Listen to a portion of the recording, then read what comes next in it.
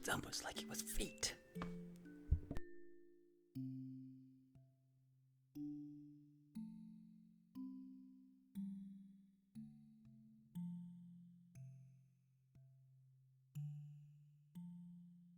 I also want to start streaming during the day.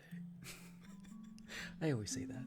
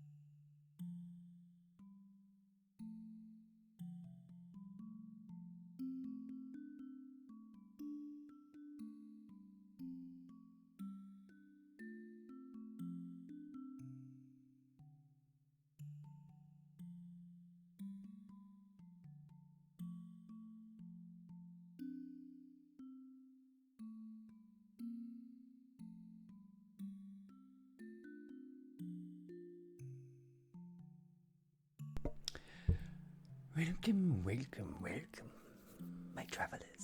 How are you all doing tonight? Are you feeling very delicious? Are you feeling very deliciously evil? I hope so. We got a treat for you tonight, because tonight we are doing ASMR like we always do. I don't do anything different. I just do the same thing. But we shall do it with vigor and exuberance, for we shall be ready for the night time to sneak upon us. And when the night dreams come upon us, we shall pounce, and grab them. We will tame the dreams, the wild dreams of the night terrors.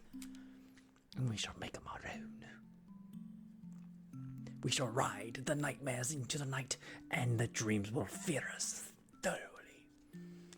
We will become the dreams that ride the nightmares into the dayscape.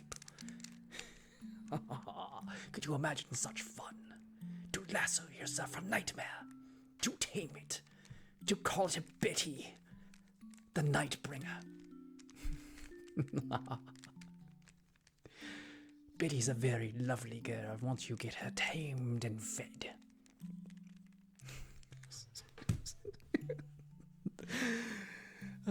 May you be happy, may you be healthy, may you be peaceful, and may you be safe. May everyone want to be happy, may everyone want to be healthy, may everyone want to be peaceful, and may everyone want to be safe. May all things be happy, may all things be healthy, may all things be peaceful, and may all things be safe.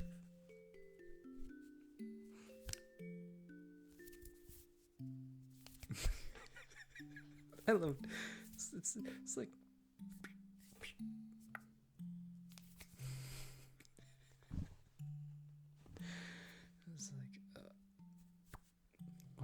favorite things to do with monsters. There we go. Yeah, it is.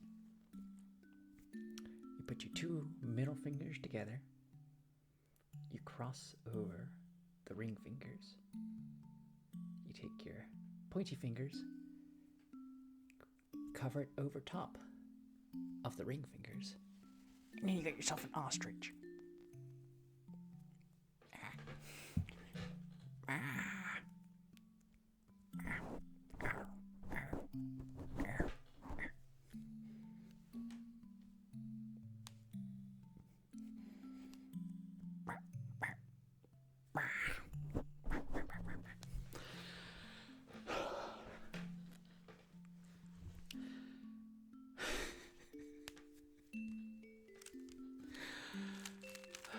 I don't know what I'm doing. I was trying to figure out what I'm doing for Frog Attack, and I'm looking at Frog Attack, it's oh my god. It's like going back and seeing your early art and realizing that it's a real big mess, and that you've done a lot of things since then, and you're just what do I do with this? Do I let a match and just restart? Cool collector. How's it going? I'm gonna... Oh, fluffy mic brushing. Yes, we will do fluffy mic brushing. Streams on a day I have to go back to school.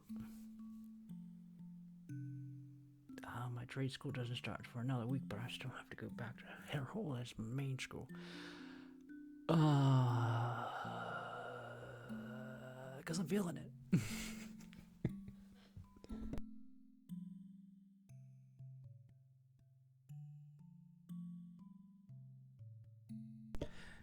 It's so late because I decided to stream.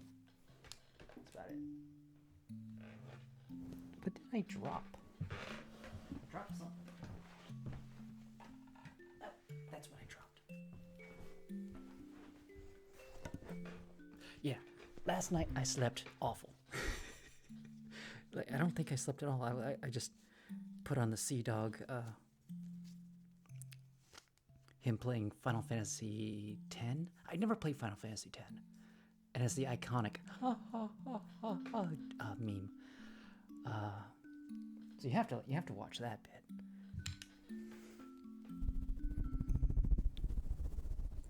Oh, I have to take this off if I'm fluttering. My watch is gonna be crazy. Oh, you start school tomorrow too. Oh. So oddly enough, I've been streaming reliably on Tuesdays, and I don't know why. It's just it's been a week. I have to actually stream. So yeah, I'm also in the middle of job hunting, and job hunting looks terrible. That's the long and short of it.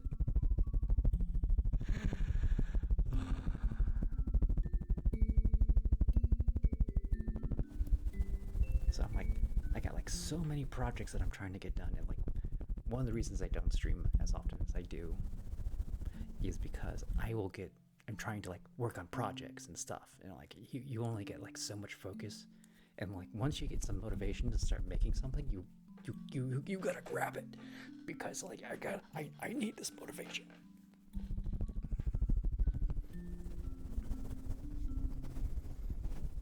The other one is I've been running 5 miles a day. Oh, I got new shoes because I got what's the word? Morton's neuroma. Go away.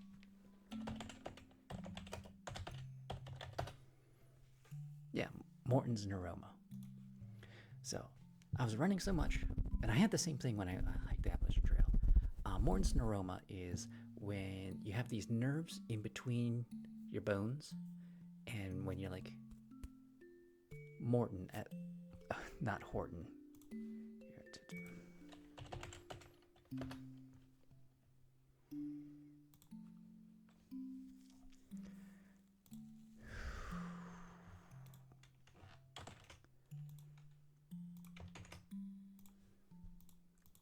It happens when you run a lot, or you wear bad shoes, or I think high heels also do it to you. But I got it when I was hiking the Appalachian Trail. My shoes were bad. they're hiking boots, and now I have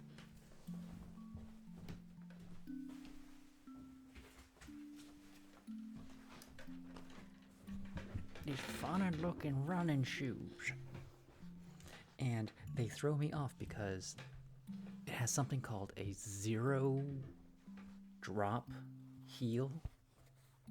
I think that's what it's called. And what that means is your heel is actually lower. So you're walking and it feels like you're kind of walking at an incline. But yeah, they're much softer than my hiking boots, which I was wearing my busted down hiking boots on the treadmill because I didn't want to wear my good hiking boots on the treadmill because I don't want the treadmill to destroy my good hiking boots.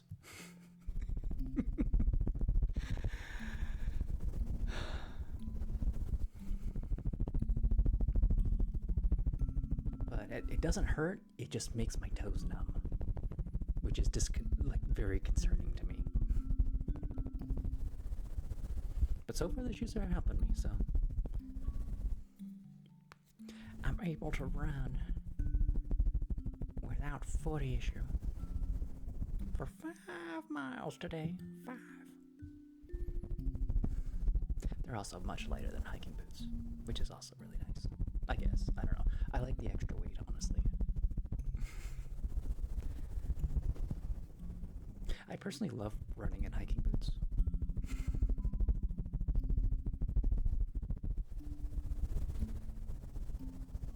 I don't love Morton's Neuroma. So I kind of have to yeah, I should run in good shoes, not hiking boots.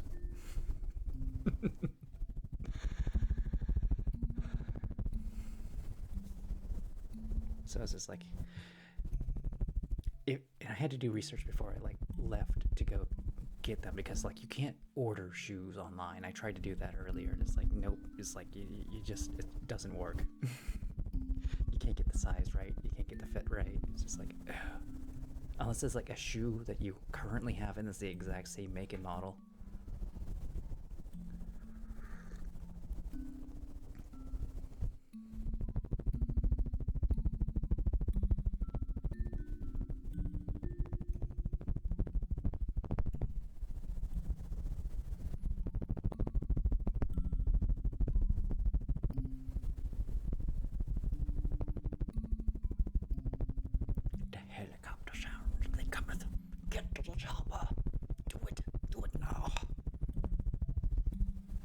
How's it going, Blink? Blink Blanc. I actually really like that name.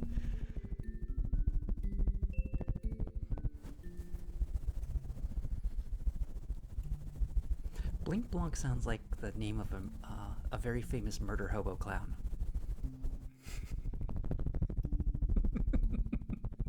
I say that because all clowns are secretly murder hobo clowns.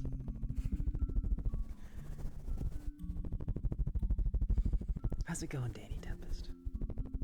Lana, how's it going? New D&D character. That's wonderful. Wonderful idea. Blink Blanc the murder hobo clown. Oh, you don't want to do a human fighter? Blink Blanc the human fighter? Is that guy human? Yep. Well, I guess we're gonna go fight him.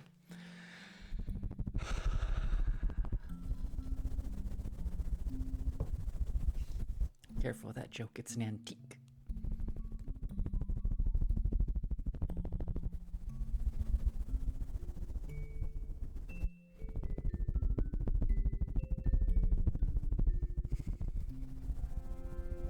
The Kincaid, oh my gosh.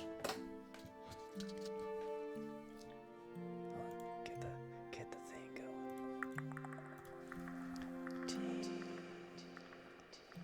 How's work going?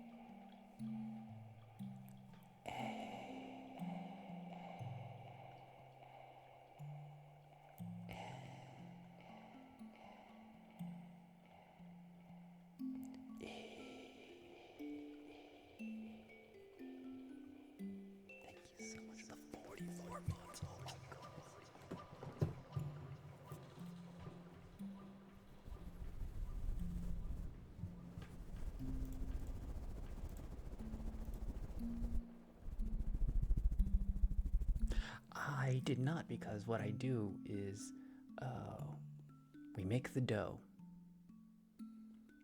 and then we freeze it. So you don't eat them all at once. You have to like shave off the cookie dough with a knife, and then you like you just make 6 at a time. So, and they taste great, but they're brittle, extremely. They will explode in your hand. And you're like, you'll grab it, it'll explode into pieces, and you're like, I had one like I picked it up, it exploded and flew out of my hand onto the floor, and like, oh goodness. So I'm not gonna use that recipe again. And it wasn't like I was following someone else's recipe. I like sort of looked at someone's recipe and it's like, I'm gonna do things differently. I'm gonna use baking powder instead of baking soda, and I'm gonna use less sugar, and I'm gonna use, well, the pastry whole wheat flour was really nice, and the Kerrydale Gold butter is out of this world. So amazing cookies. Like, if you got good butter, you got good cookies no matter what you do. And you look at it, it's like, that's a lot of butter. And like, you look at how much sugar you put in a cookie, that's a lot of sugar. Like, that's like 2 3/4 cup of sugar. Ridiculous. That's too much sugar. And a cup of butter is a literal cup of butter. I'm making salsa tomorrow. I love making salsa. I 2 things that I'm extremely good at: making guacamole and making salsa. And I do it pretty much the same way. It just comes down to just dicing things, because if you dice the avocados, it's immediately better. And you just gotta get the ratios right on what the flavors are. But like, you hand dice all the tomatoes. Chef kiss.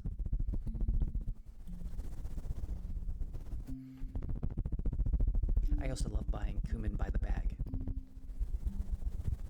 Like, a lot of grocery stores, they have like that little like thing like that much of, and they charge like $6 for that. I get it by the bag, which is like that big old bag of cumin for the same price, if not cheaper. If you actually go to like an ethnic grocery store, everything's cheaper than at the grocery store. Like all the fancy spices that they sell in the glass bottles and all that stuff, it's just like, oh my goodness. You go to an Indian market, it's like, oh my goodness, that's so cheap, and I love all these things. I want to try it. Black pepper is something, or is it black salt? It was one of my cookbooks. I never got to use it, and I still have it, and I never opened it. So I don't know if it's any good, but it's supposed to be like very sulfuric and Greek. I never used that. I should probably use that at some point. I need to get back into making Indian food. I love Indian food so much. I haven't made my chana masala. I am actually good at making chana masala. And like, my secret to making good chana masala is you don't use too much tomato. Like, you use like 1 tomato instead of like the 6 that it asks for. Like, you just need a little bit of tomato. And then it's just a lot of simmering, which it takes me like 2 hours to make a proper chana masala.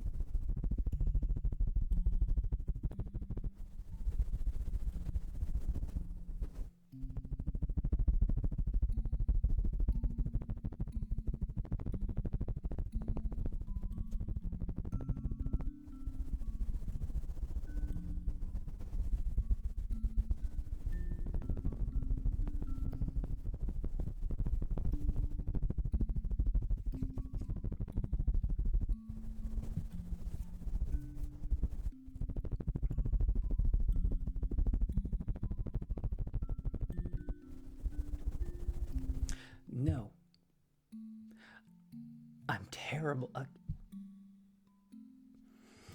I'm terrible at speaking Java. Or C. Or C++. I am terrible at it.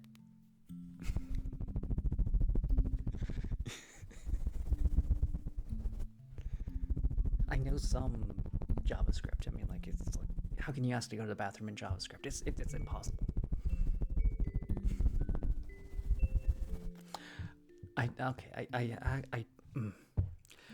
Way back when I first started streaming ASMR specifically, I was going to learn.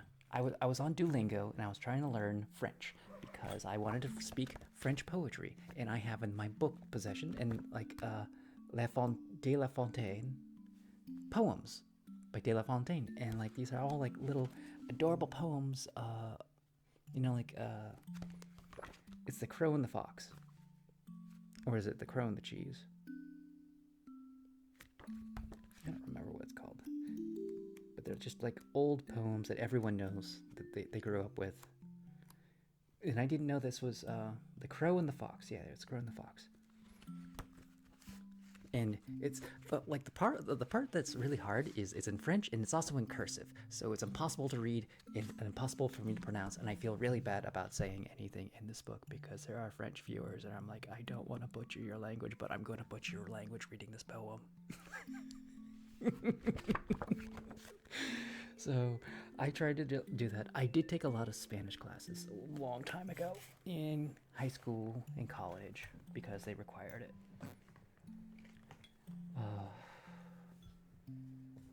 I dated somebody who was Peruvian, and she was always mad that I didn't understand Spanish.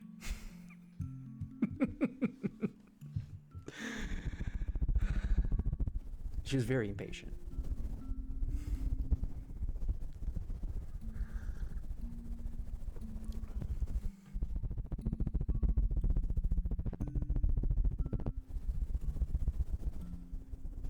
But that is something like somebody has said. Like, if you want to learn any language, you get a lover in that language. You go to that country and you get a lover. That's how you learn the language.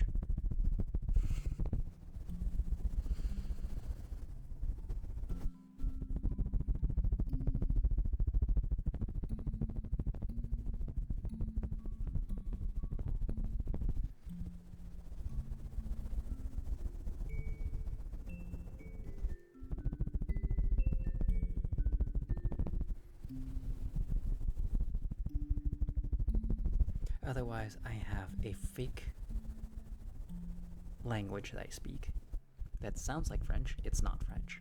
It's complete gibberish. And I say that every time so people don't get angry at me. But like people who don't speak French think it's French. And it's a great trigger.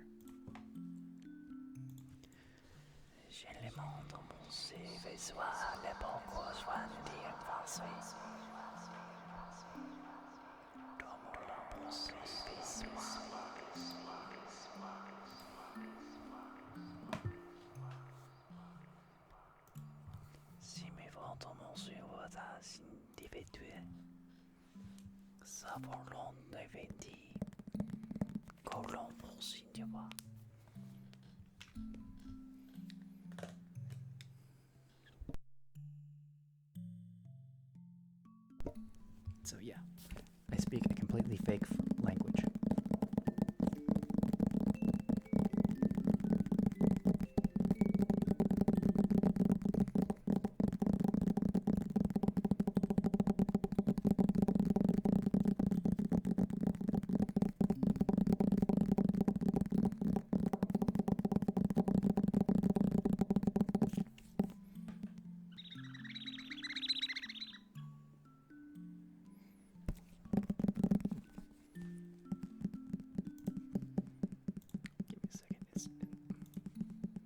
My automat.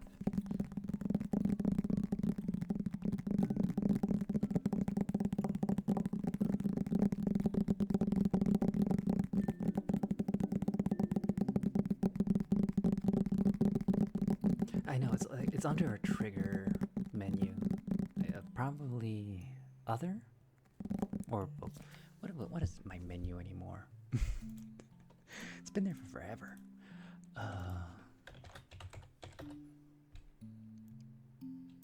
Probably voice. Yeah, fake language whispers.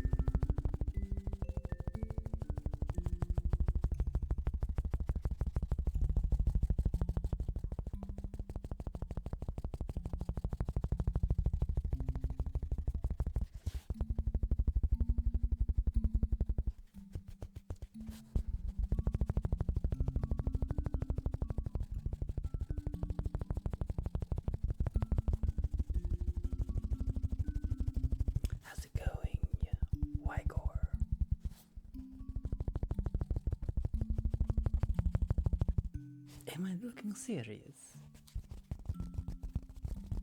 I am lost in a train of thought, for nobody has been speaking to me. It's been a very dueling of silence.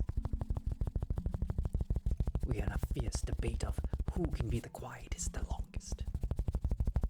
For my gaze does not penetrate anybody's souls at the moment, for out of respect for your own autonomy.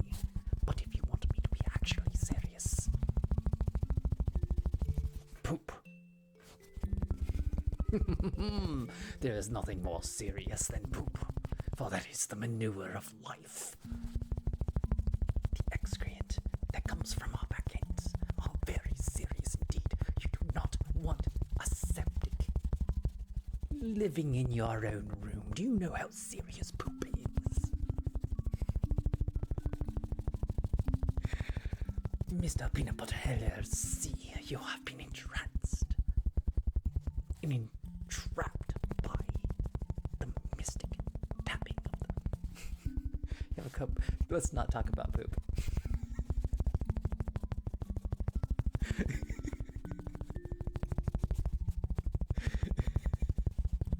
'Twas a foolish topic to upbring.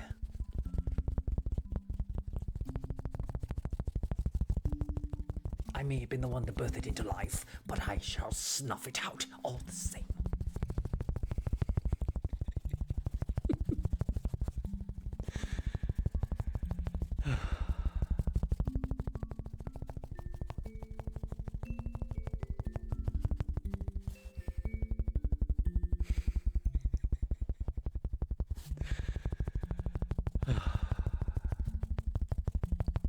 I walked in on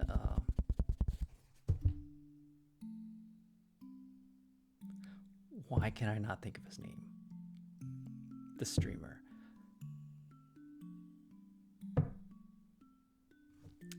It'll come to me later.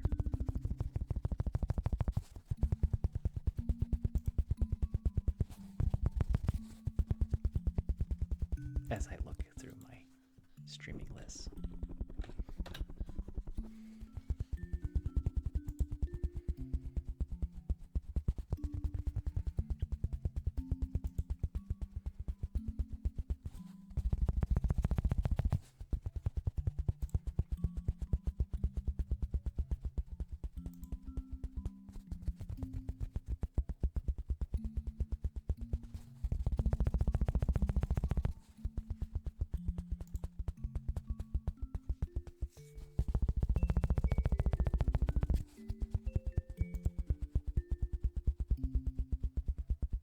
Bowman. I walked in on a Bowman stream and he was talking about would you rather like the smell of poop or the smell of matches? And I was like, why did I walk in on? And I was like, I like the smell of matches over poop any day. But the actual topic was like you light a match after you poop, so you get rid of the poop smell.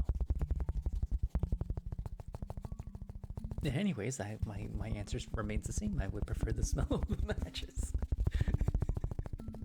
I was like, matches remind me of the smell of fireworks.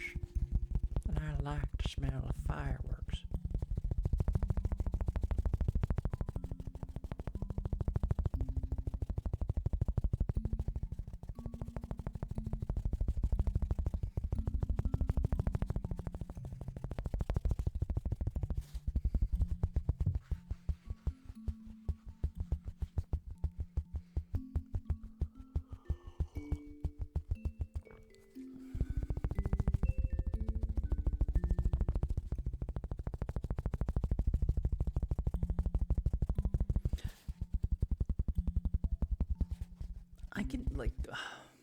I can understand why people don't like the smell of matches, like after they're struck, because it's a sharp it's a strong smell.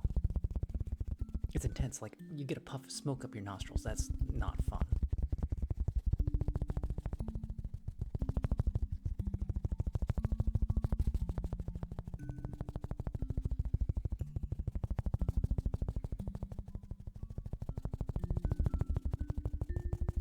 I know what you mean.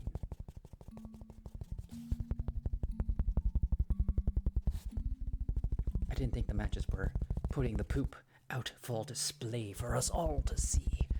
It enunciated the poop smell. It invited people to whiff and bask among its aroma.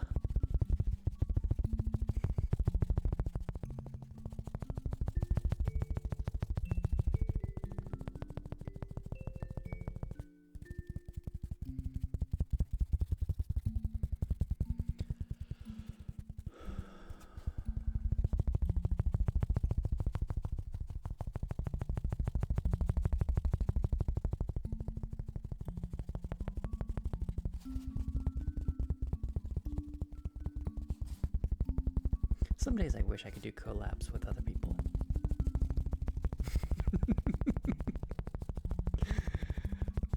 Maybe if I go to my gaming stream and stuff.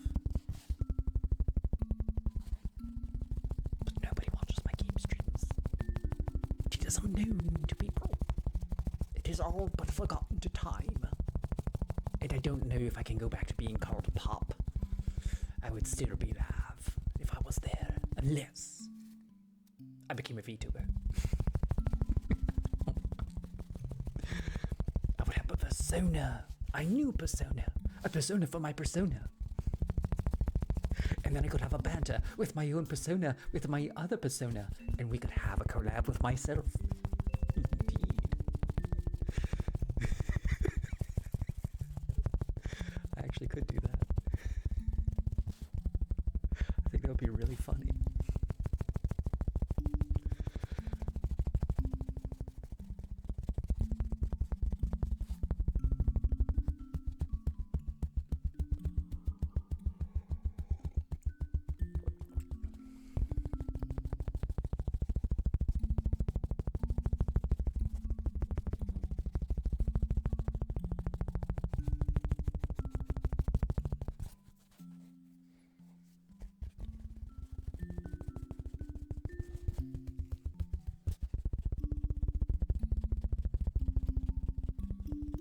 Subtract a cat.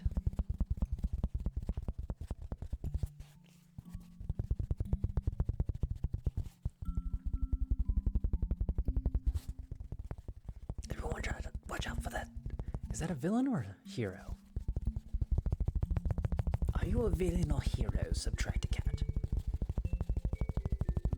Do you cut out the competition? Do you subtract your villains from the equation?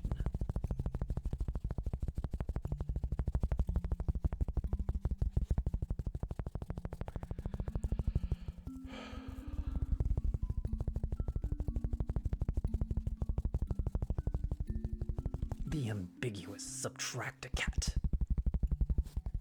Very much a cousin to Schrodinger's cat. You can never be sure if it's subtracted or not. And when it's gone, you never know if something is gone. It is a mystery, a conundrum even. The Subtract cat. You will never know what was taken away when it's done. What is it, a crumb that was stolen? Oh, you are a villain. Yes, you are a villain because you subtract an item of value from the situation. The value may not be very valuable, but it is a value nonetheless. A value of 1 is still a value. And 1 is the most valuable number of all. If you stole the 1, and nobody could add anything together, because without 1, how would you get a 2? Oh, you're the most devious cat of all. Subtract a cat. The bane of all mathematicians.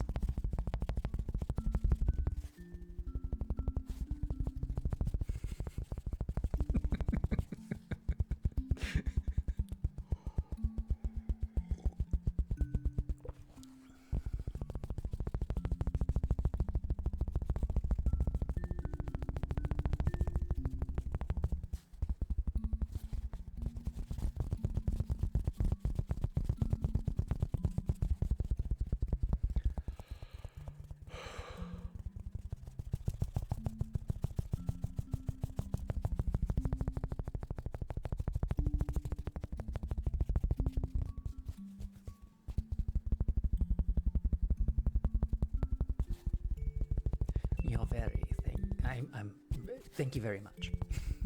You are very welcome, Subtracting Cat. Go off and subtract some dreams from the dream realm and take them for your own.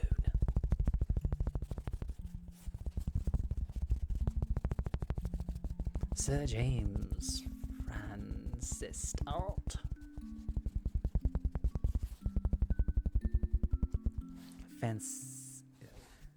Fanciest Alt. Sir James Fanciest Alt. How do you do, Sir Patrick of Wizardingdale? Sir James Patrick, I see, has graced us with his presence. How may I serve you, Sir James? My green is in my heart. And this frog here.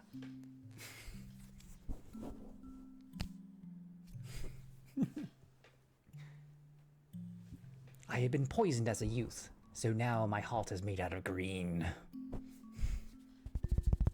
Or orange, depending on who I'm around. It could be orange.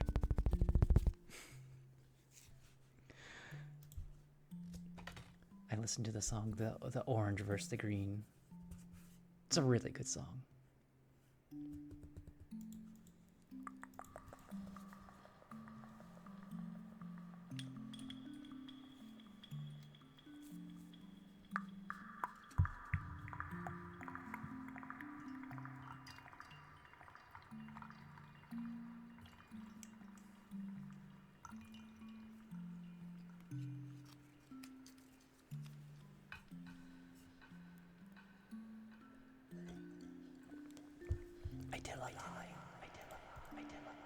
I actually do have something. A literal something. It's also very itchy.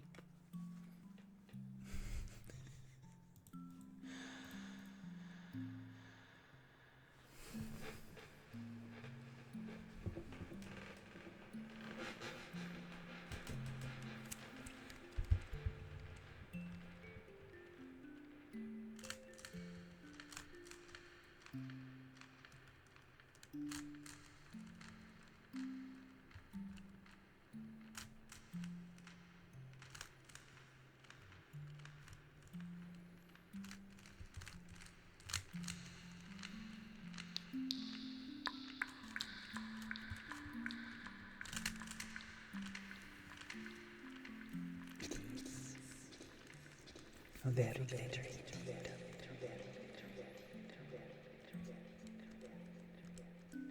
Some may say it's too glittery. It offended the king, and he banished me from Ireland.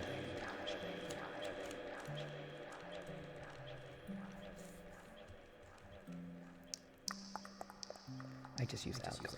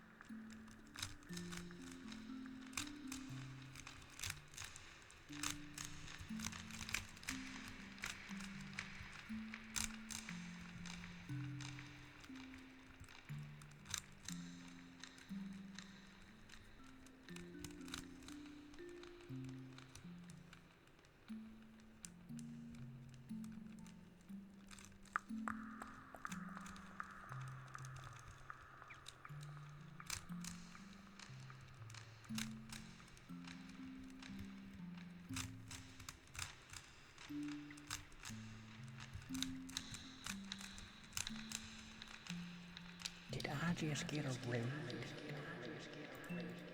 Did people raid me? Fowler, how are you doing tonight? Did you read a lovely story for all the fancy people?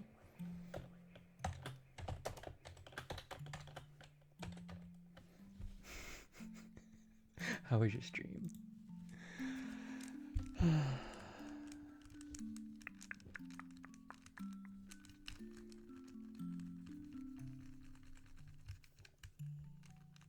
I'm doing pretty good. Ran about 5 miles today. Plan to do another 5 miles as soon as my stream ends. I gotta keep all the fancy happy drugs in my brain with the endorphins from all the running. Turns out you can run away from your problems. You just gotta use your feet.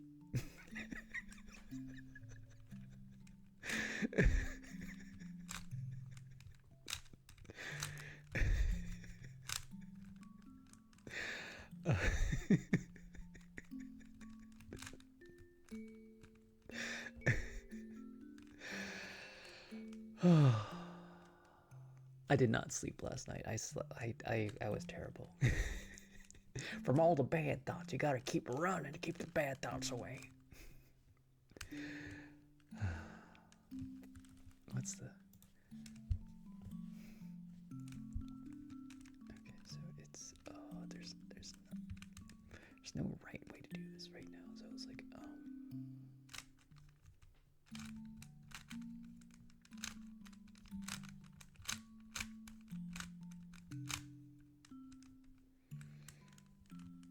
oh, wait, no, I need to do the other thing first.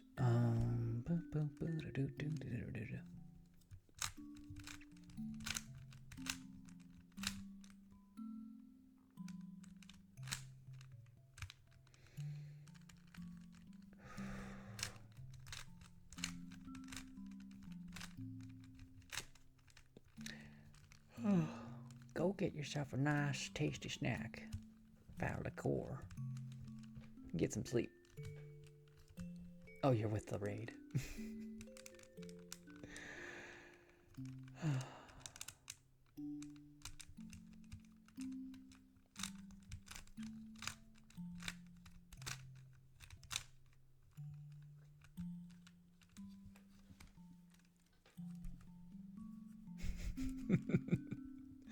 You know what we need to do, Falcor? You need to like invite me sometime so I can play like one of the characters in your books.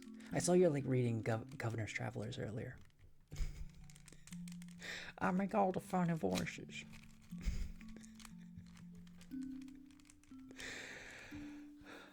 I think that would be a lot of fun.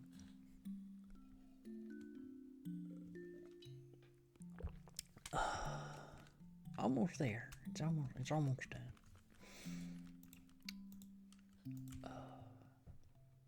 Once upon a time, I actually did train to be an actor. That's not right. So it's... Boop. Wait, no. No, that's not the right one. I needed...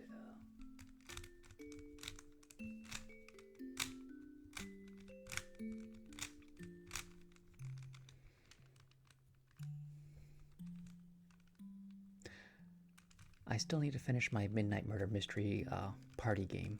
And then I'm going to invite all the ASMRs to do a Midnight Murder Mystery party. Extravaganza. Oh. Let me show that to you.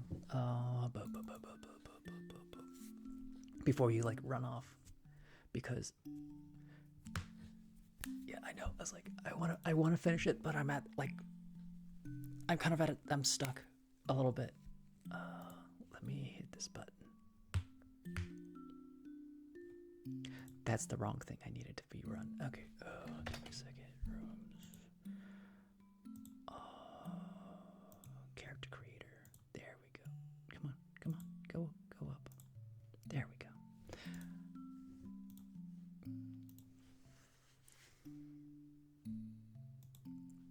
Here we go. There's that. And I select a number of people, and I hit the button, and it creates backstories for everybody. So this is where I'm at right now. So like, this person is Gabriel Bearcloth. It's a guy. They're married. They're very rich. They have a big family, by the way, and they have one friend at this party. They are the grandson of the family. People at the party, the family member, Alana Bearcloth. Their opinion of them is that they're unmemorable. Family member 2 is Benedict Bearcloth. They are a hated love rival. Isabel Bearcloth, they disdain them. And Josephine Lightcopper, they've known them less than a year, and they are inspired by them. So this is like the backstories I have for these people so far, and I need to give them like names. And Alana Bearcloth is the granddaughter in the family, and they think of Gabriel Bearcloth. They think they are nice but not memorable. So they both think like what they think. Yeah, they're unmemorable to each other. There's also like some other things in there because there's definitely an opinion where it's lust. and like I left it like I debated like, do I want family members to lust after each other, but it's like a Victorian kind of thing, so it's like, oh, the names can be wild because like I'll basically I my name generator is I'm taking two words and putting them together. So if I did this again, uh Bag Bronze. They are the daughter of Delaney Bag Bronze, and they like them. Samantha Bed Beaver.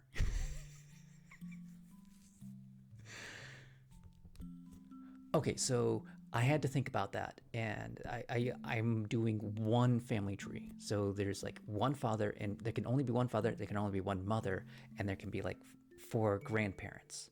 And I specify which grandfather. Like this one, family tree. Can you see the mouse? Family tree position, grandfather on the mother's side. Bag Bronze. I love the name Bag Bronze. Pet Beaver. Madeline Bag Bronze. Madalena Bag Bronze. And they hate them.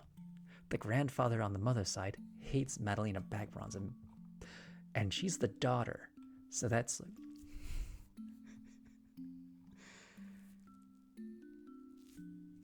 like, the thing is I think I need to add a secret. There needs like everyone has to have a secret.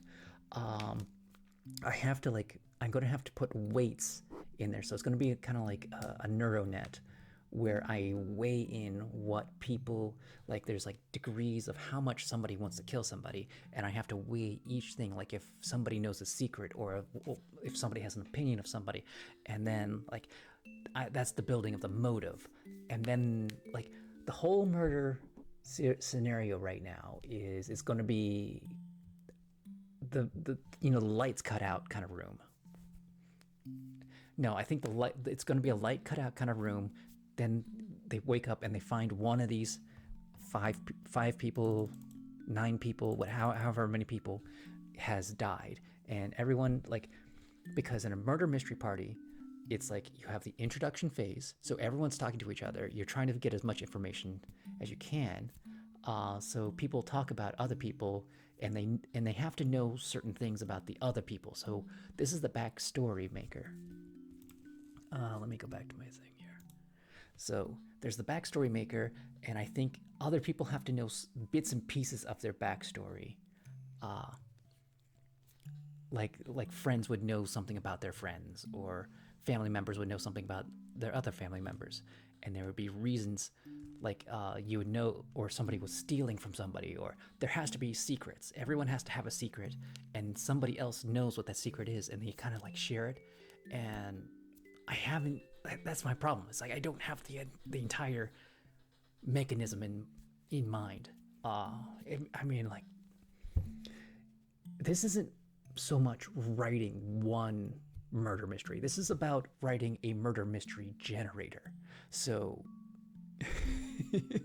that's the hard part about this, is like, how do you come up with new murders each time? So like, and like, how do you context what would give somebody motive to murder somebody? It's like, this guy murdered my pa or something like that, or murdered my friend. I think it's kind of like maybe more like werewolf. If anybody knows what werewolf is, when you're trying to guess who the werewolf, but there will be a murder. I think there's going to be evidence.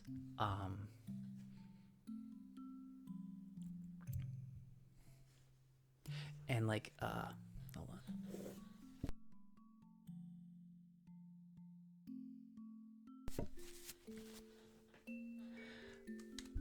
The problem is, this is all going to be like, this isn't like something that you can run around and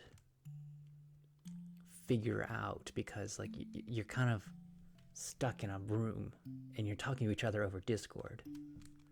So the evidence has to be like, everyone has to tell the truth, but the killer can lie.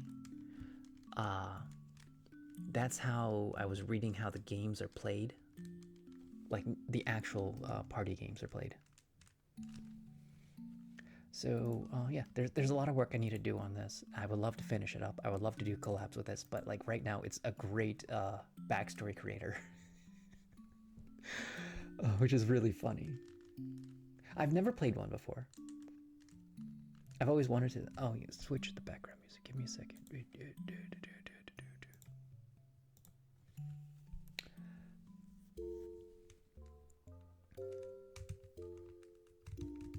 Mr. Pickle.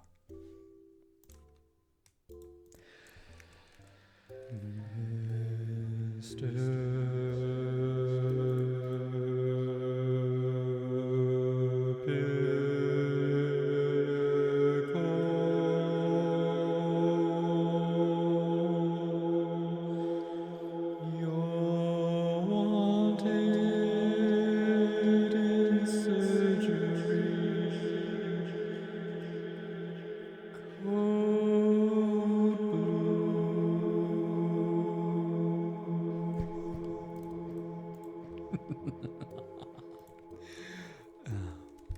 So yeah, I've done a lot of work on it. There needs to be more work on it.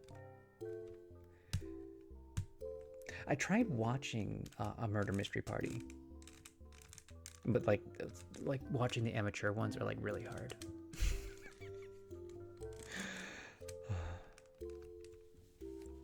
Anyways,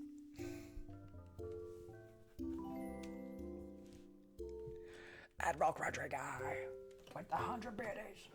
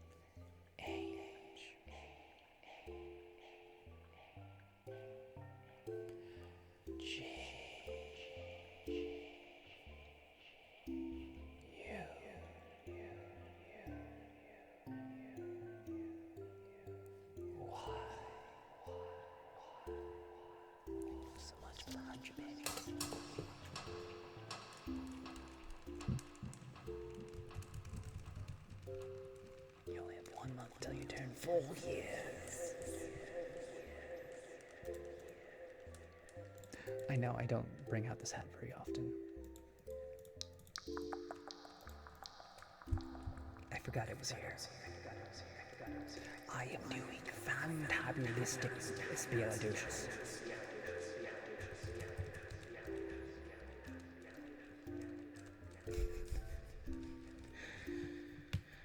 No, thank you so much, Admiral Crutcher Guy.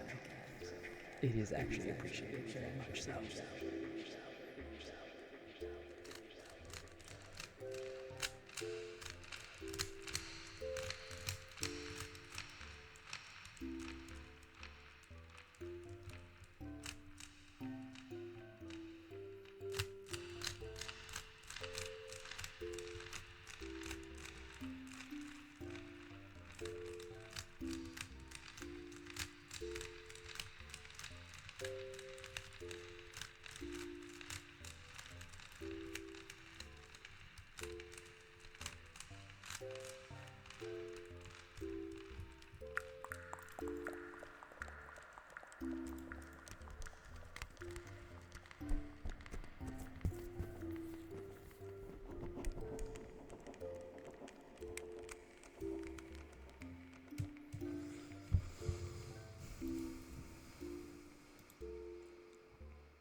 It's hard to say what my favorite ASMR sound is. I love music, music is the thing that gives me the most consistent tingles, especially like epic music.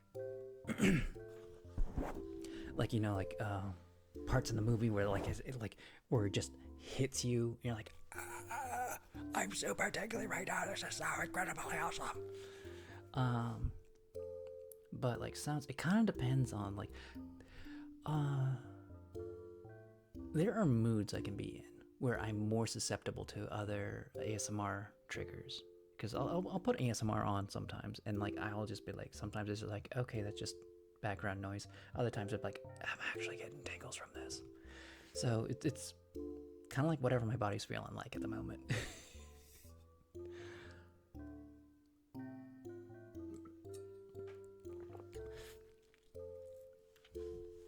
I do know if you relax yourself into it, you can get yourself more susceptible to the tingles. Kind of like meditation, or really getting into it, or really paying attention to it. How's it going, Elsa?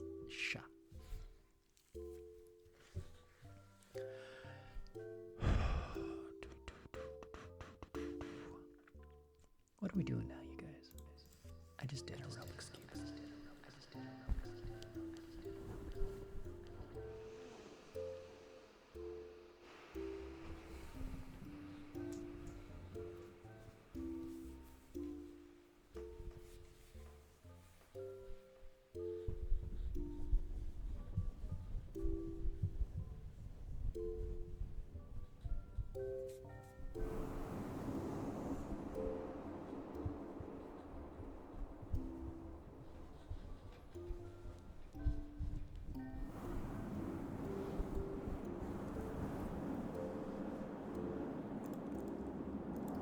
Oh, absolutely, yeah. And I do a lot of musical ASMR. And I know not like everyone loves that stuff. And like I couldn't be more soft-spoken. There's a lot nicer soft-spoken ASMRists. I'm kind of on the velvet ASMR on the spectrum of crazy. I'm like a mixture of a lot of different people.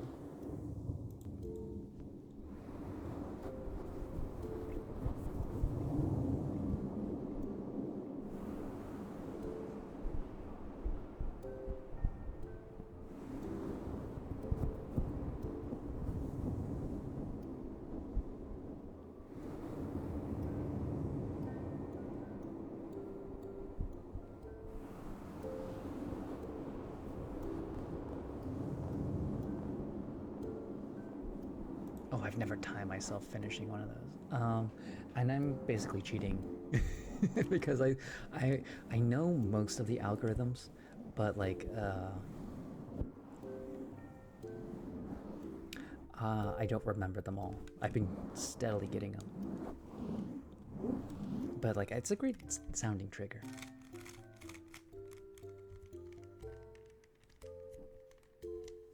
Oh yeah. Oh goodness, like last night I fell asleep to just, I turned off my phone screen and just listened to Sea-Dog play Final Fantasy X. Just so I get like, you know, you have like, some people just like the sound of somebody talking, and that just that helps them relax.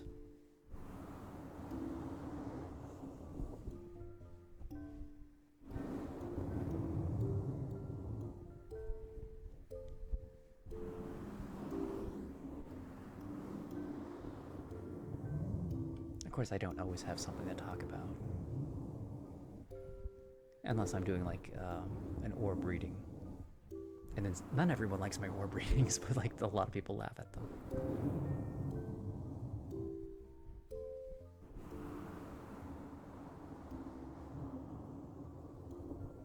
Or the radio. Some people used to listen to the radio just for the talk radio. I mean, like talk radio and streamer are basically the same thing. Or like live podcasts. We're not podcasting, but we're like, yeah, we're radio stars, radio TV stars.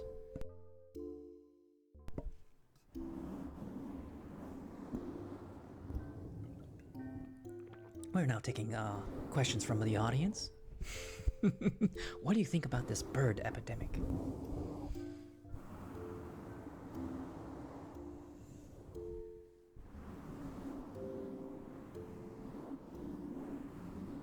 Do you have birds in your blood?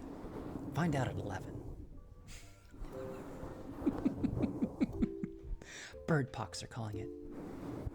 You have these pox, and when they pop, a bird pops out and flies away.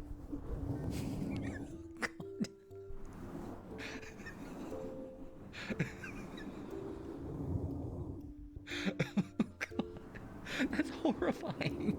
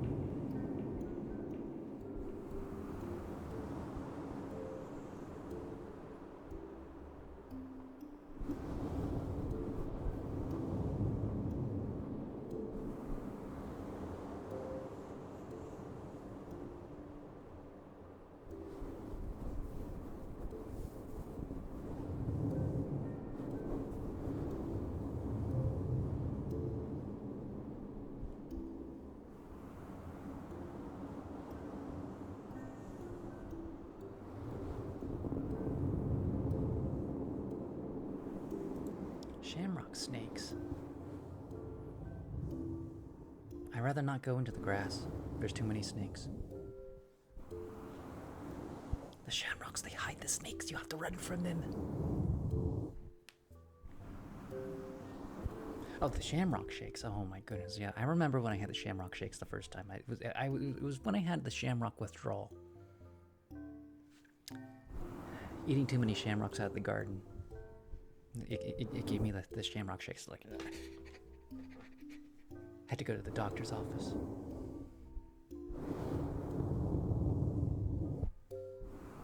Put me on an antibiotic for 3 weeks.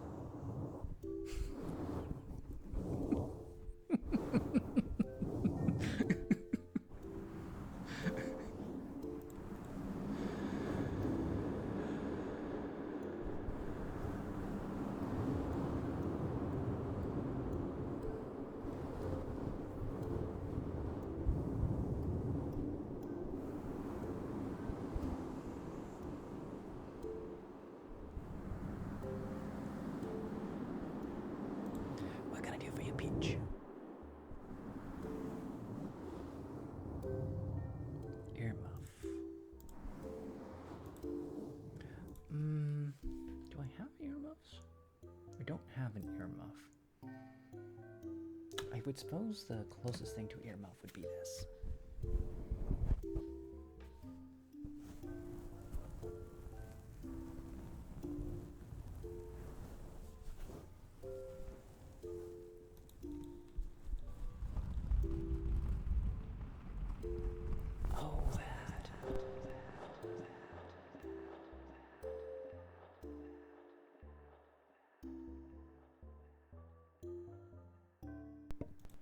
Yeah, that's called fluffy mic brushing.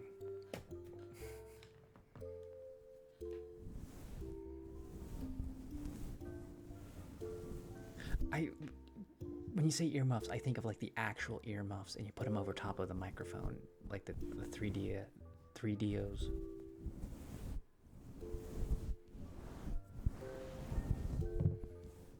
One of these days, when I get a full-time job, I'll get a 3DO. Actually, I don't know if I will. I will get a soundboard.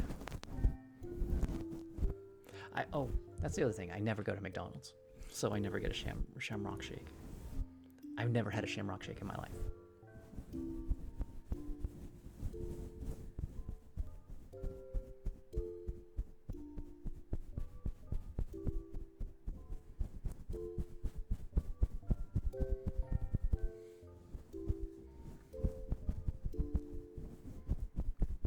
You know what's funny? This pistachio tastes like cherry. It's very weird.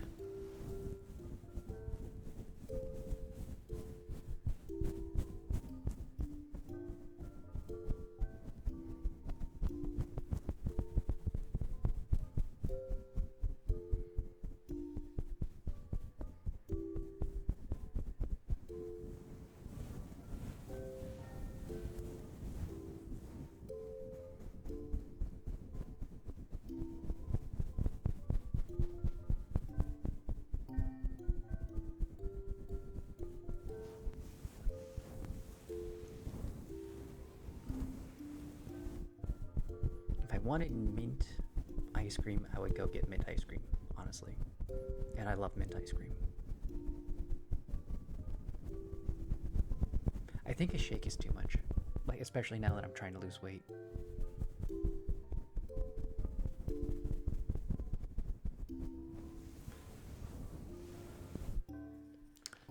Well, you're gonna have to look up one or the other. I don't remember which one's which.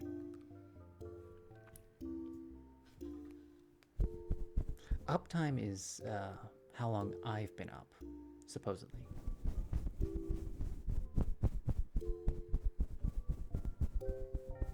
Oh, and you're trying to gain weight.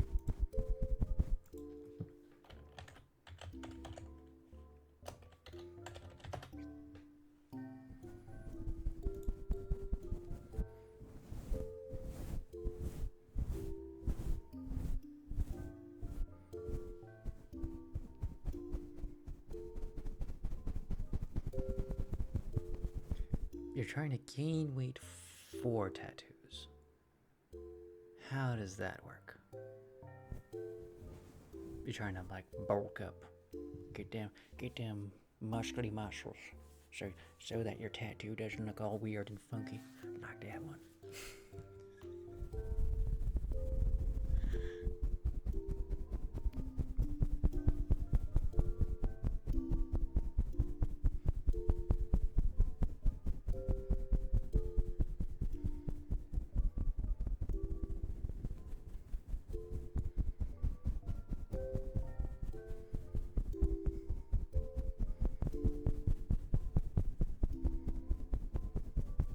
Oh, you want like back tattoos and stuff.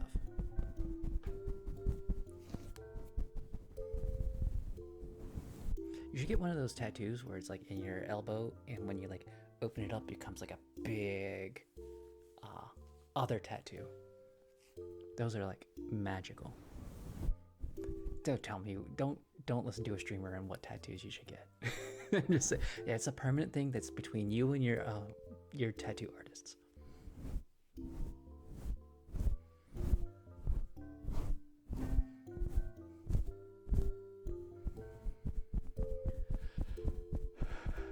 Get all the tattoos. I have a friend who gets all the tattoos. I'm happy with my one tattoo. I don't have any desire to get any more.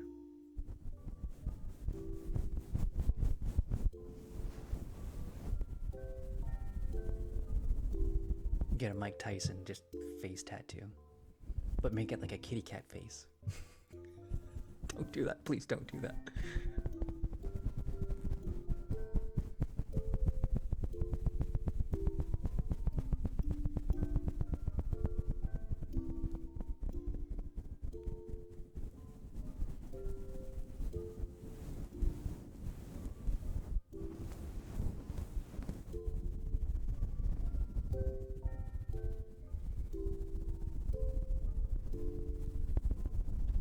It's actually very fascinating how tattoos actually work, because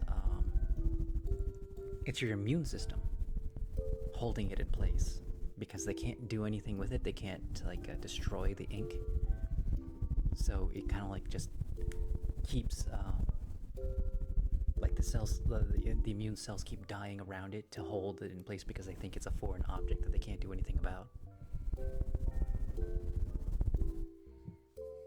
That's why you never want to get like toxic ink, because that stuff can get released one day and like, you know, really mess you up.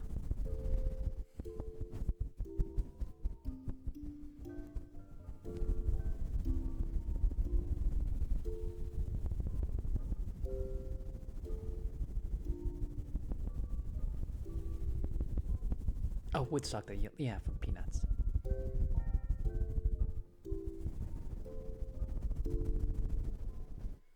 On your knuckles.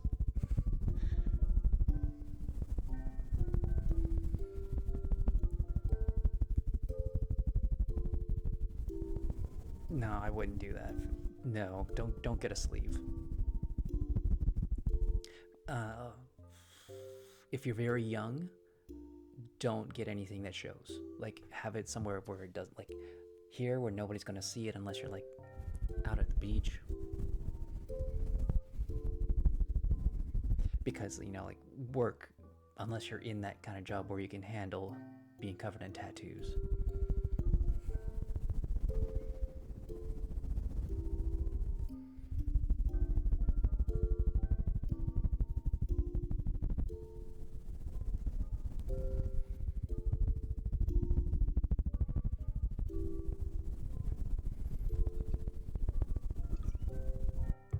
They also cost money. That's the other thing. It's like tattoos cost money.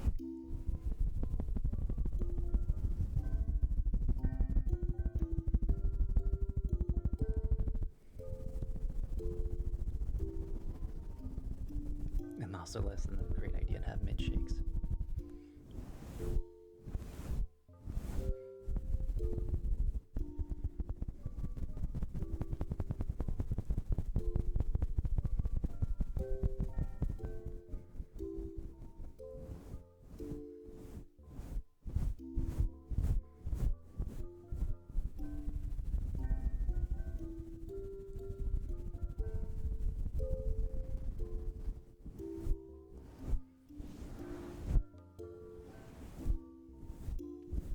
Yeah,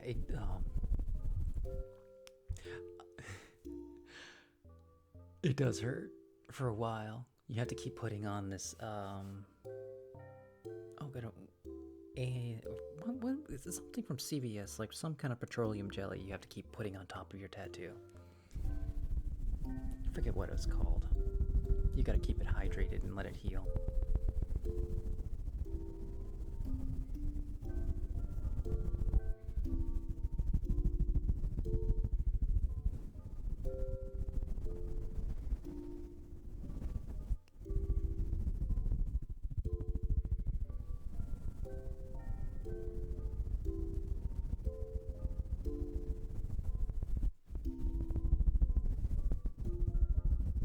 That could be a multiple session tattoo.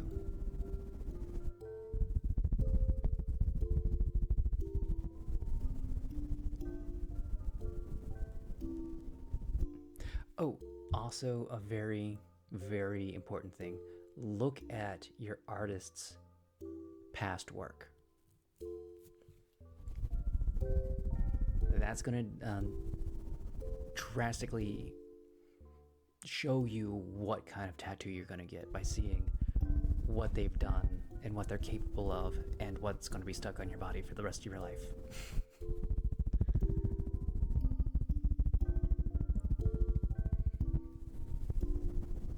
So if you're going to find an artist, look at what they've done. Look at their skill level. Like, find out if they've been doing it for a long time.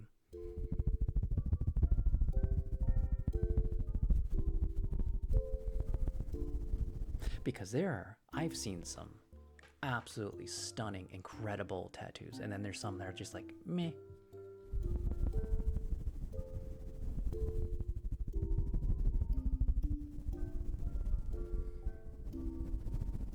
I don't think they had that when I got mine. That might be something new, second skin.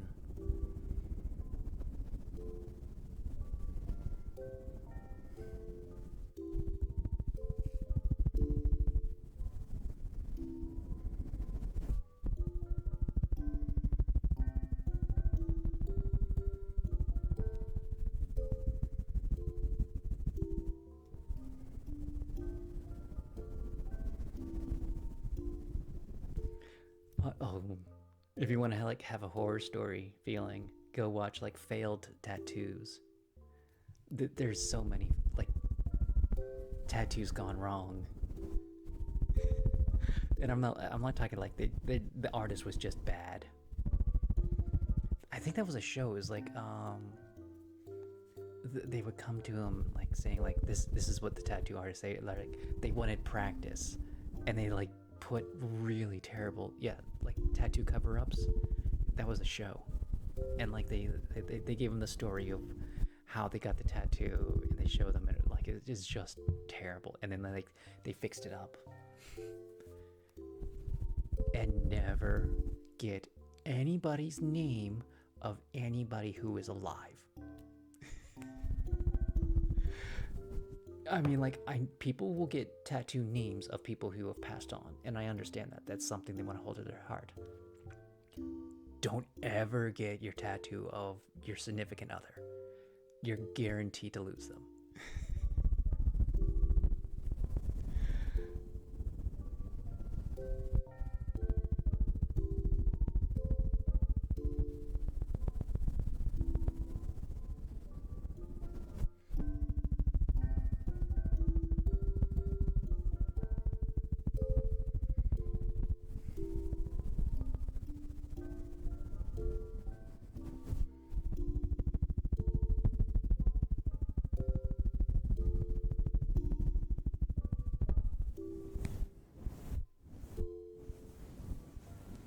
Oh yeah, like the Chinese things, and it's just like,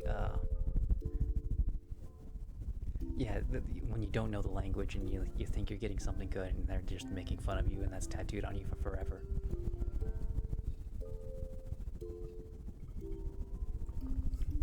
Your back is being an angry pretzel? Oh no. Well, I am sorry you're not near me for me to work on you. Because I do that all the time. 8 years experience working on people's bodies, working out the kinks.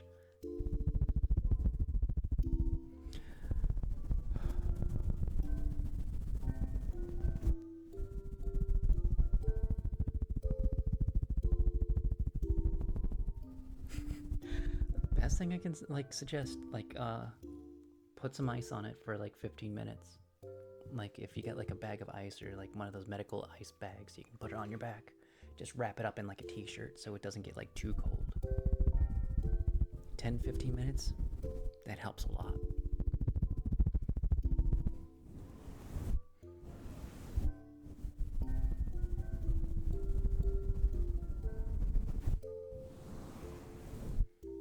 I need to make a video about like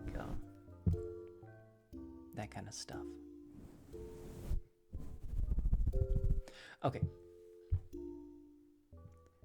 Heat is good between 0 and 10 minutes. And then you want to take it off immediately. Ice is good from 10 to 20 minutes. And why is that? Is because if you use heat, it does vasoconstrict. As in, heat is soothing, you enjoy heat. It can be more dangerous than you think because people will fall asleep on a heating pad, and what happens is when you put heat on your skin, your veins and arteries will close up because your body's natural reaction to heat is to slow down the blood flow. As where with ice, it vasodilates because it opens up the blood vessels, getting more blood to the area, which helps flush out more metabolic waste in the tight muscles. So that's what ice is good for. And that happens between 10 to 20 minutes. Heat is good between 0 to 10 minutes. That's the frame of things. And the best evidence I can show you is if you ever come in from out of the cold and your cheeks are rosy red. That's because you have vasodilation, where your skin's trying to warm up because they got cold out.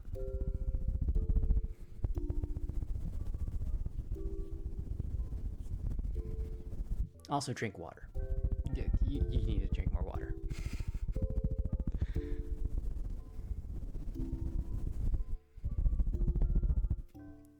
I'm always going to, as a former massage therapist, you drink so much water.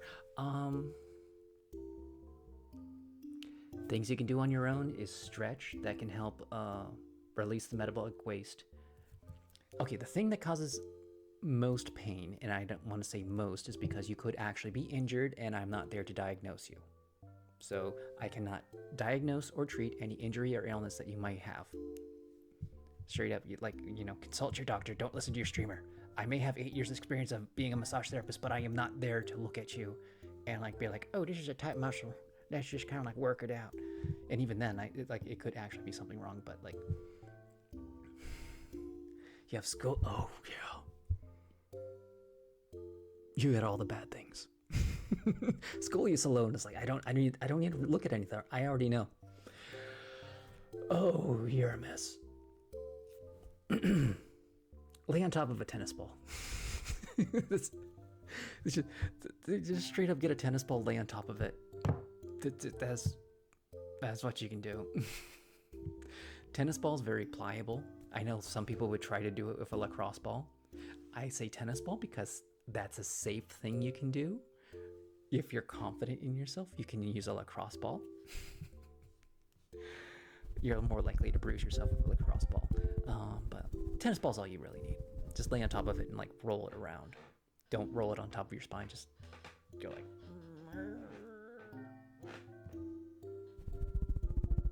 You use a baseball. Yeah, that's the same. Baseball's the same as a lacrosse ball. It's something very hard and stiff. And you're laying on top of, that can, if you're careful, it can work, but you're more likely to bruise yourself because you're putting your whole body weight on top of something that's hard.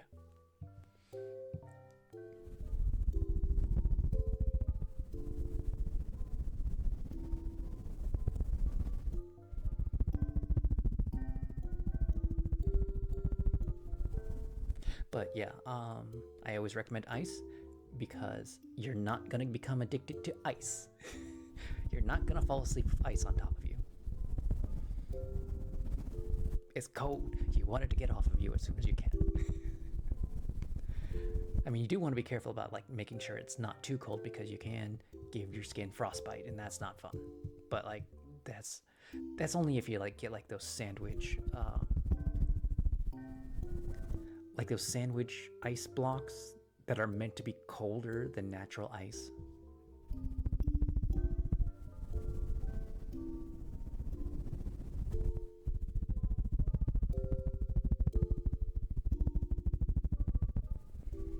Tell a silly story about the muscle heads at the gym at a medicine ball.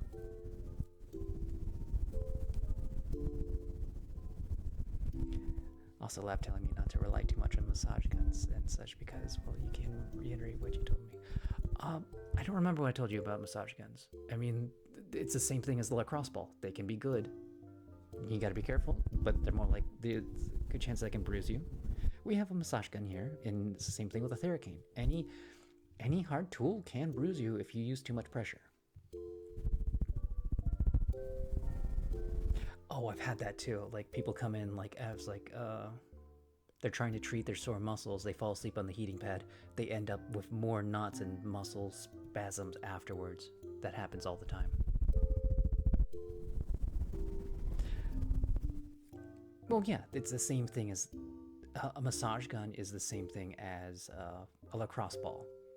You use it sparingly. Okay, so what happens? My massage mantra is light to medium pressure is the best way to work out muscles. Because if you dig into a muscle, your muscle is more likely to clench up and be like, some people say they like deep pressure, and they think like deep pressure as I need to drop an elbow into their back. Rarely do you, unless you're like a bodybuilder and you lift 300 pounds all the time, you rarely need that kind of pressure. You need like medium pressure, because what happens if I were to drop an elbow into you is your body's going to react as if somebody's trying to punch it. As in, you're gonna stiffen up, and then I have to work through a muscle that's stiffed up, like really, really tight. You're like, this. I'm clenching my fist. You're not gonna push in there very well. But if you're relaxed and I push in, I get a lot more give. I can feel more about what is tight and isn't. Like right here, I got a little roly boy, and by that I mean like the muscle feels like this. You press into it, it tries to roll away. So it's kind of like ropey. And if I can just use just the right amount, oh, that's spicy. If I use just the right amount of pressure, it will give easier than if I was trying to just dig into it. Yeah, the ropey muscles, yeah. So a light to medium pressure. But if a massage gun might be too much pressure, it might be good. You just have to like learn how to do it. Like a massage gun is not your fingers.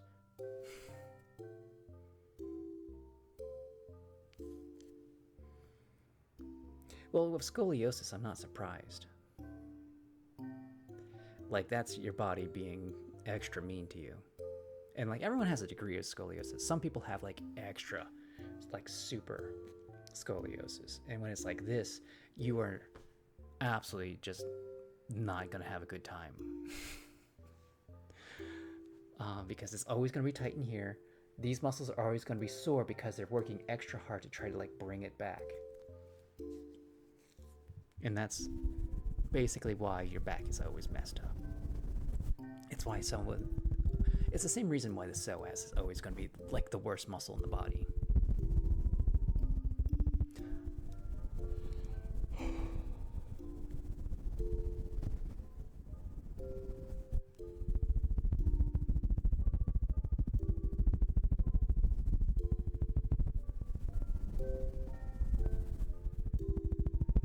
I know some of you are getting confused about me saying, oh, don't use the massage gun. I'm saying you need to use it with practice, because that does happen.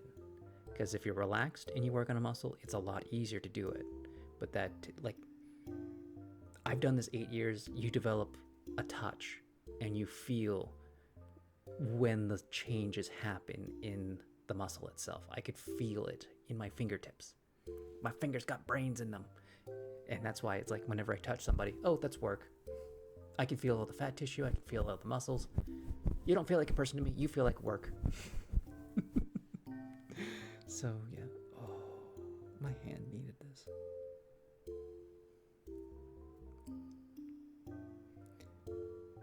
You're not going to get like the same information back from a massage gun. You're just going to like,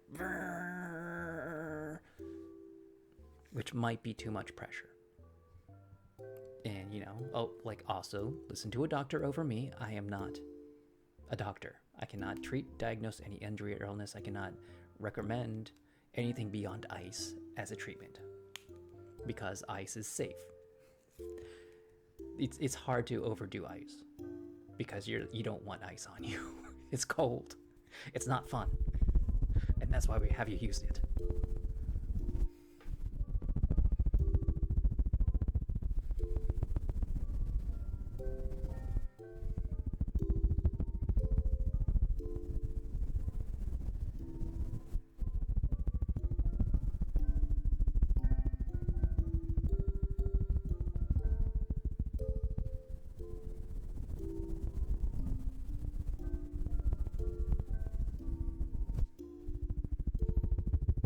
I tried to learn how to become a yoga teacher once, and it's just like, the place I went to is like, no, we don't really like just take people off the street. We kind of like, you have to have been going here for a while, and then we're gonna take you on as an apprentice. And it's like, oh, I'm a massage therapist. I know much more than you. And then I learned, like, I also learned Thai massage, and that's basically doing yoga to people. Thai massage, I love Thai massage. It's so good. It's good for the practitioner and the client.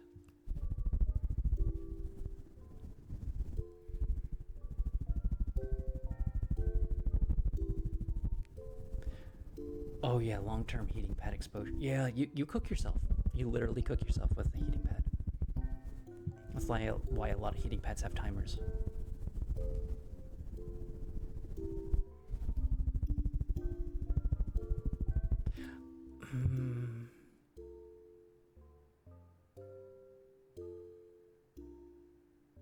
I don't want to push you to get a massage. Like, yeah, if you find somebody who's experienced, yeah, absolutely. Because if you got all those crazy things going on with you, you kind of need like somebody who is talented, experienced in those particular fields would be great.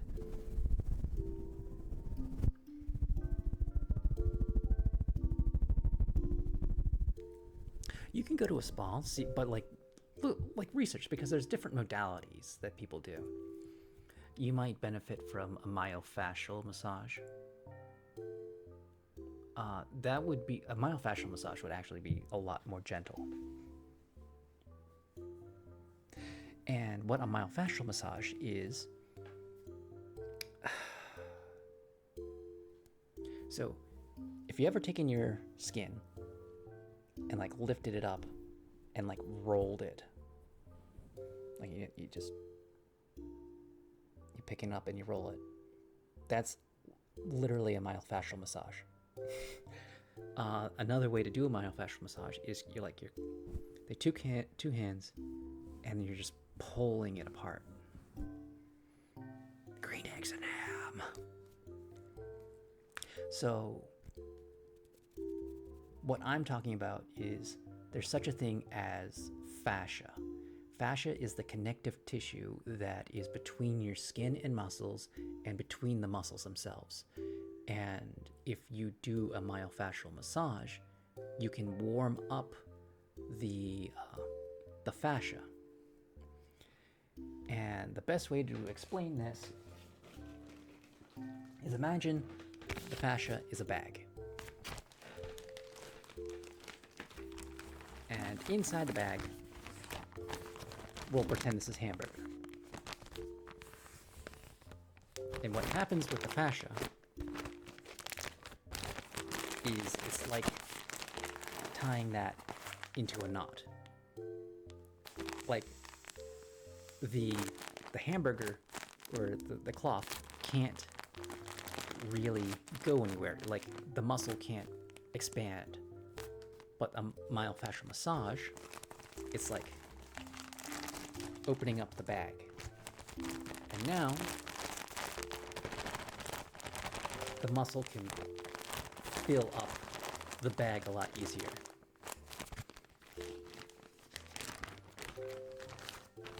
That's basically what a myofascial massage does. There's also such a thing as a lymphatic drainage massage, which is supposed to be really good for you. But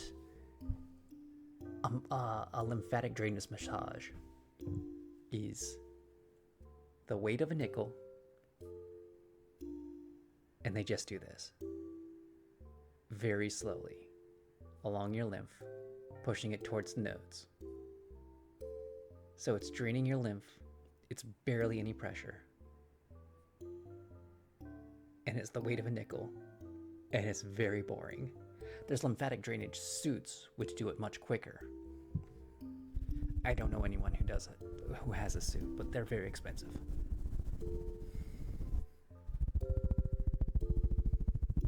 Yeah, lymphatic drainage won't help with your back pain, but it will help with a lot of other things. It helps clean out your lymphs. It's supposed to be really good for you. Myofascial may help with your back. That would be the most gentle.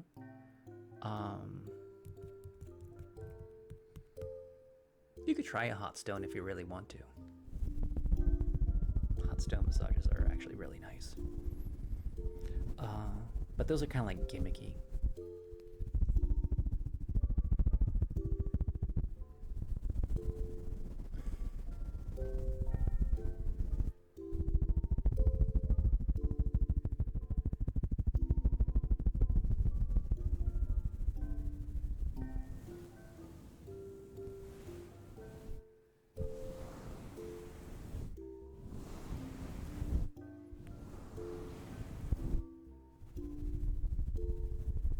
You tend to speak and such.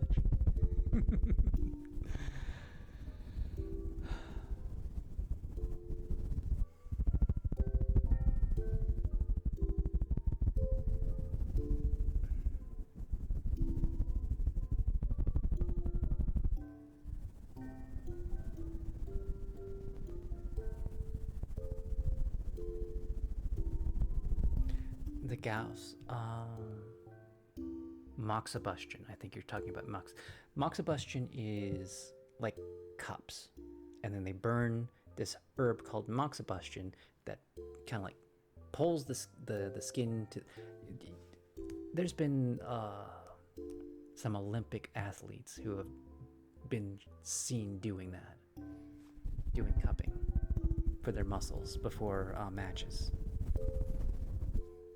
They look like they've been covered in like little circle suction cups all over their body.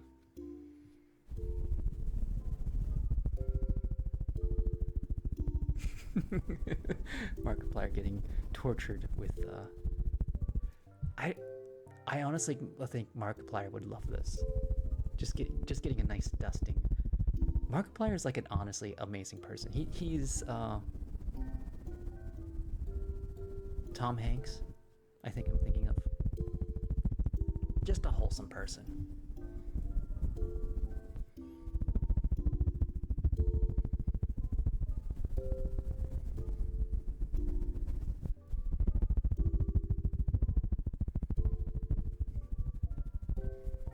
Yes, go lie down. Go have a good night. Thank you so much for the raid, Falnacor. In an ice cream shop. That's really cool. It's so cool when you get to meet like the awesome people that you watch all the time. One of these days when I can afford to do it, I'll go to like one of those Twitch conventions. But I think like I'm gonna be like one of those D-list celebrities there. I'll probably just be more for like viewing people out, you know. It's not like I'm ever gonna get recognized on the street unless I'm like at a specific place that's like meant to be recognized. I mean, if I took off my ears, you wouldn't recognize me at all. I'd be like a completely different person.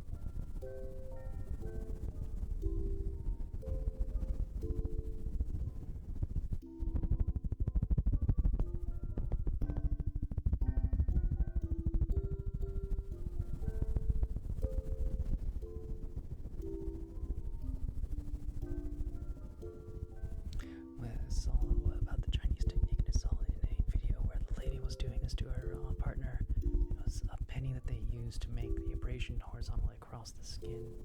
It's back and helping him relax. Apparently, it opened up his nasal passage. They put a penny over their back.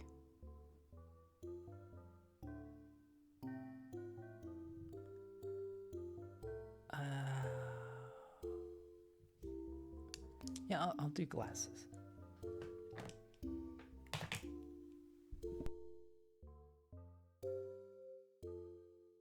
I'm actually gonna go to the restroom real quick and I'll be right back.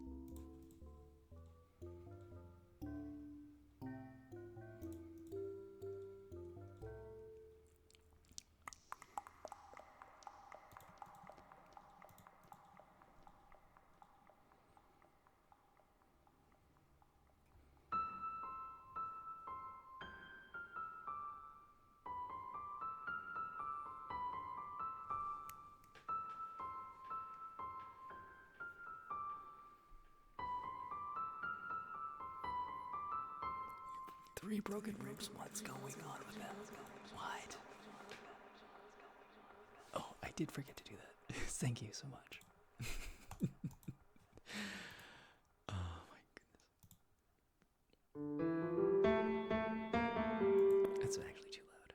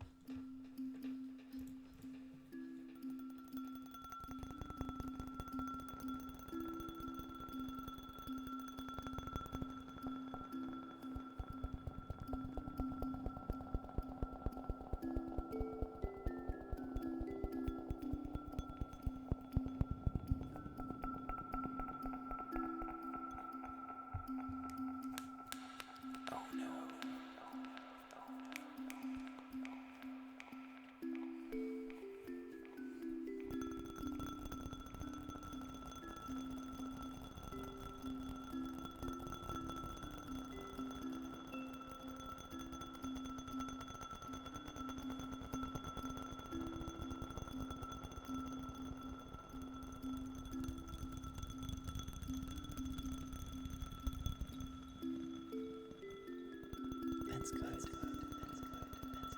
But broken ribs take a long time to heal.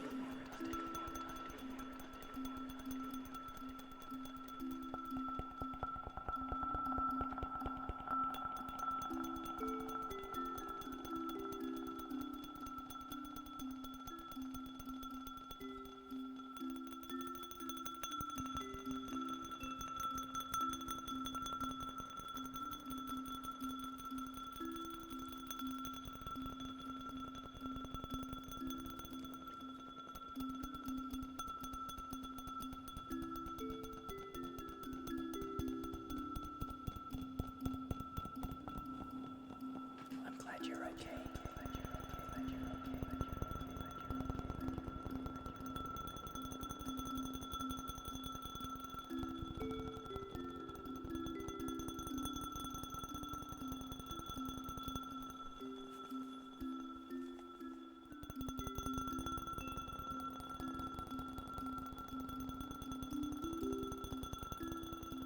Thank you for the follow, Ed Blacks.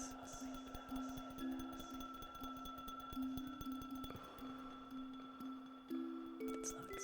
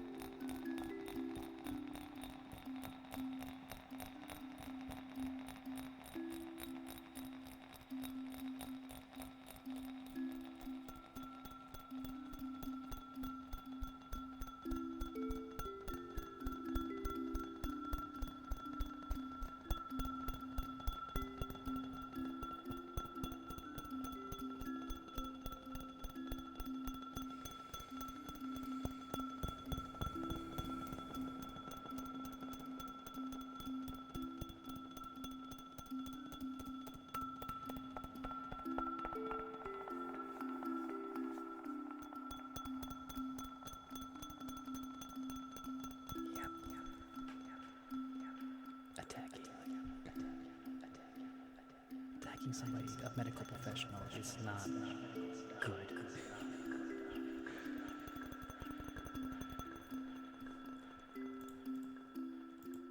My YouTube Shorts feed is full of like the good wife doing like lawyerly things and like also like cop stuff. Like the Rookie is on there too. It's like, oh my goodness, why do I keep seeing? It's just like I keep watching it. It's like oh, I gotta stop. I need to watch the actual shows.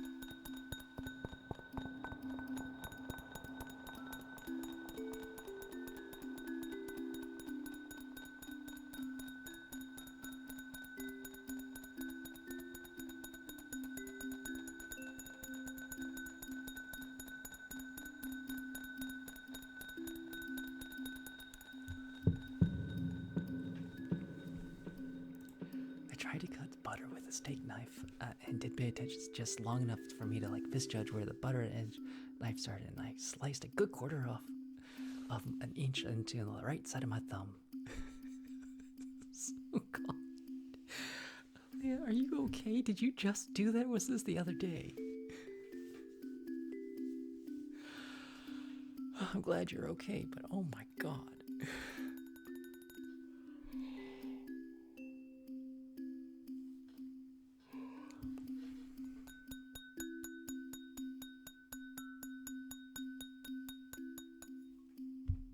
It was Friday. Oh my goodness. I'm glad you didn't need stitches.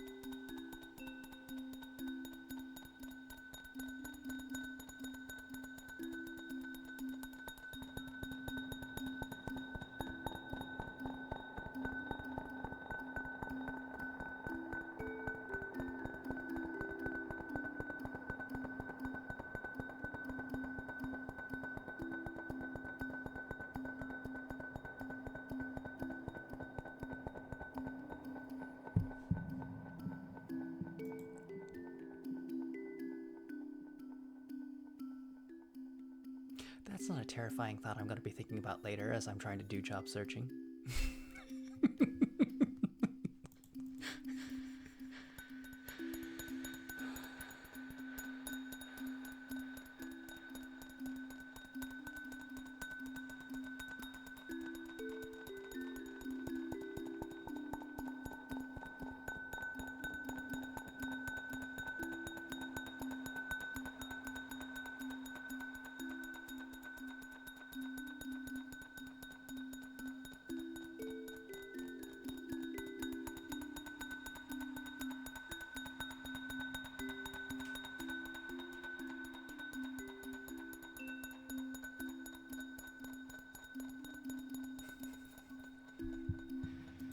Yeah.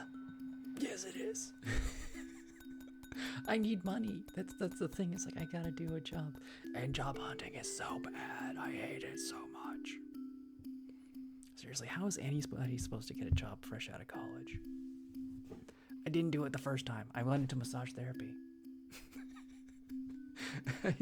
I am like I have negative job hunting riz.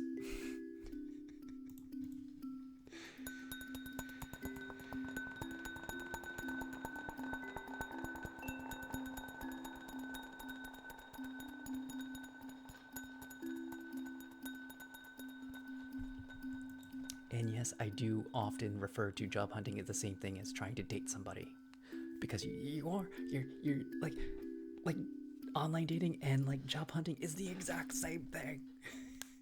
You have to put out a resume, you have to attract people, you have to like shoot your shot, see, and then you have your interview with them, your first interview, and maybe that first interview leads to a second interview, maybe to a third, and then maybe it might be a long-term commitment. You don't know, but you have to try, and it's not fun getting rejected.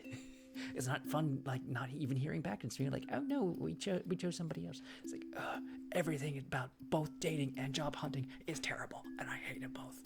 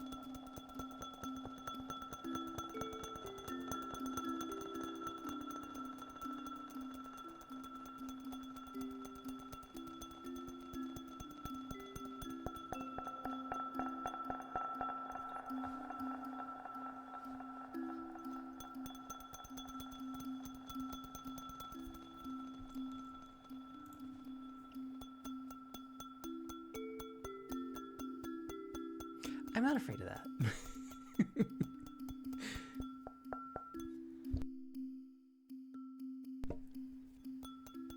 I'm more like, I'm really comfortable around women.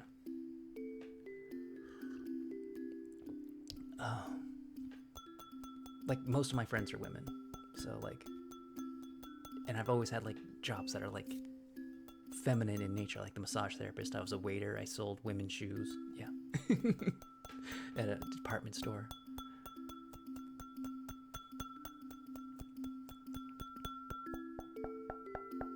I'm doing ASMR.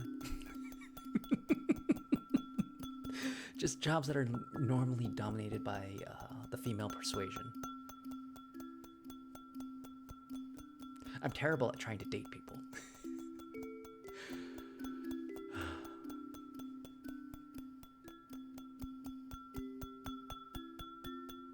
Yeah, that is the scary part. You're trying to like break the ice and be like, "Are you open to this? If not, I'm just gonna go."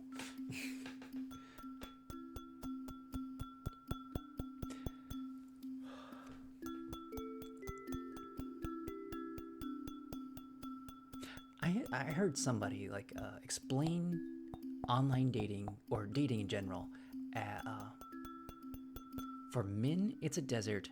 For women, it's a swamp, and nobody can meet any for both reasons.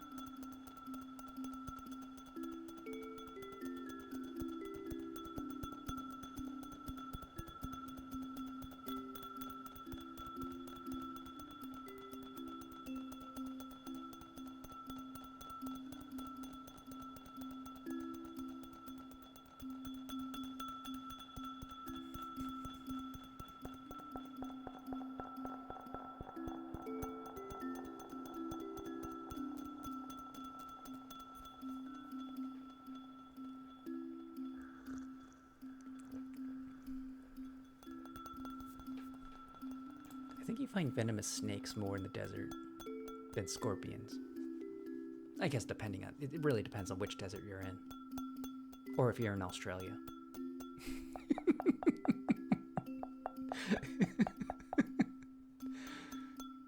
You're in Arizona. Oh yeah. You got all the bad things. Arizona's just terrible. You got Phoenix, Arizona.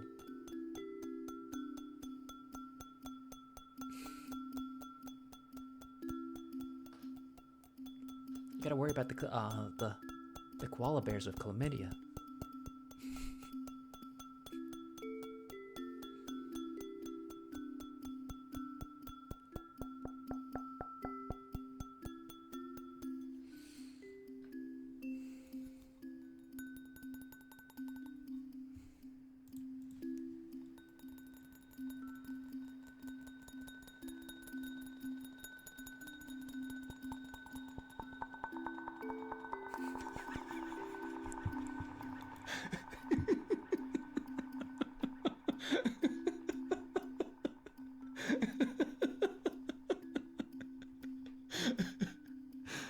Oh my goodness. I was in Phoenix for Christmas. It's like, I'm just so sorry. It's like so legitimate.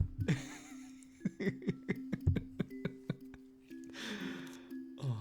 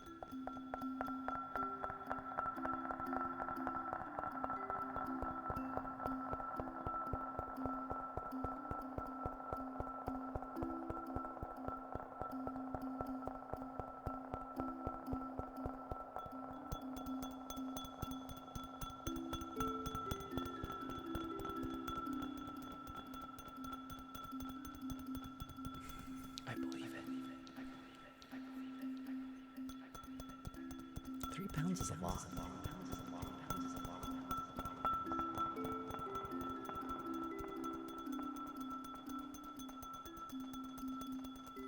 Was it at least a good deal?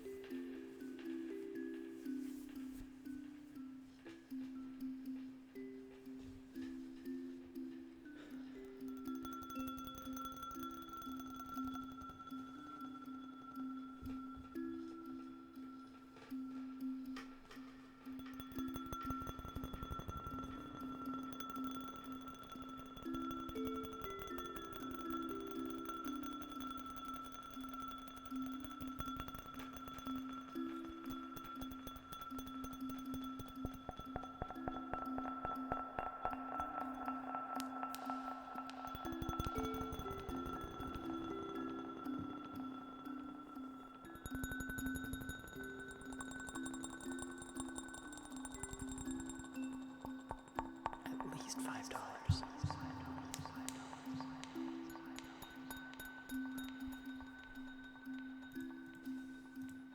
I like wine, but I've really grown out of wine. Like it's just it's like I get the point of wine. I don't enjoy it. I'm sure there's wines that I would like. I just don't. Most of wines are okay. Wines are inconsistent for me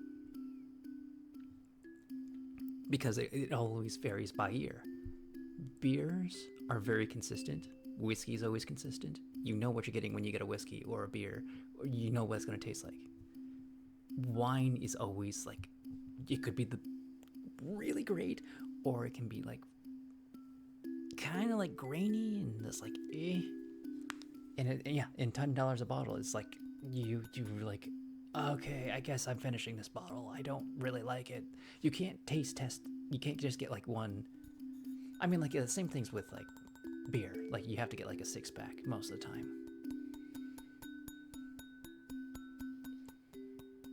And like it really doesn't matter. Like there's some really expensive stuff, and people have said wine is subjective. Like someone won an amazing wine award, but he used a box wine, but said it's expensive for me. $10 really is expensive when you don't have any money. Until I get my full-time job, I'm kind of like, everything's expensive.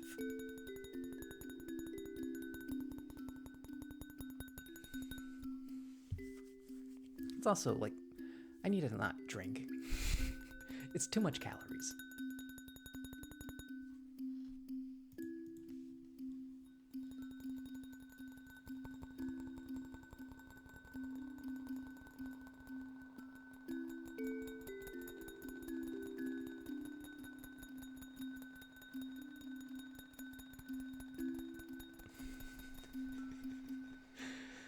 Leah, your comment was topical both conversations.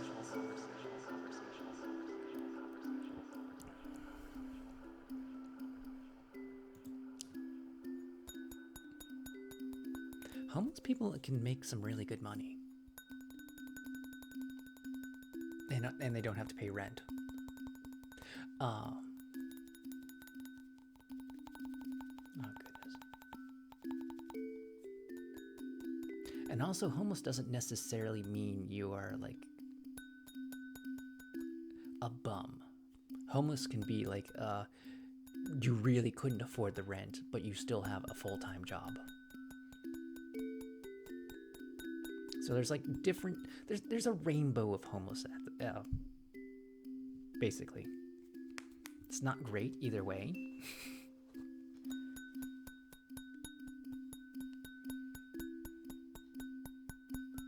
It's very dangerous.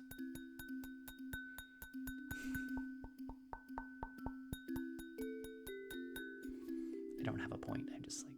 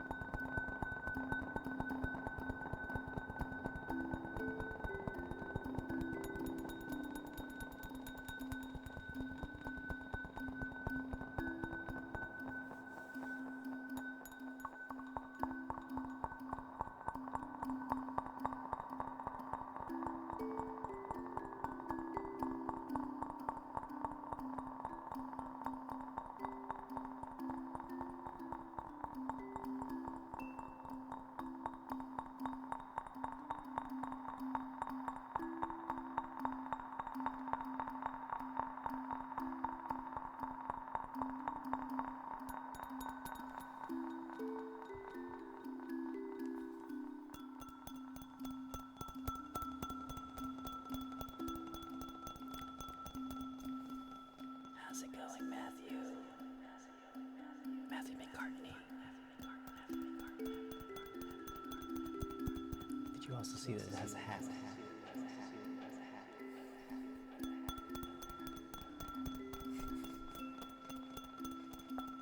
His name is Senior Blurb.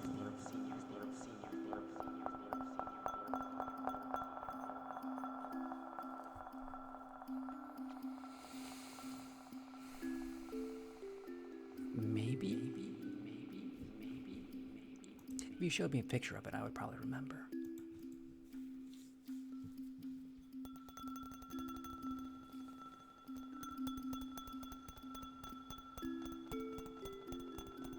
Festivity nut. Oh my gosh, yes, we do have a festivity nut. That's our festivity nut right there.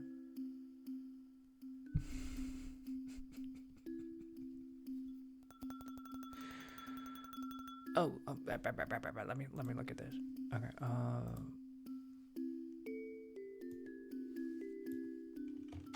I know. I'm getting the.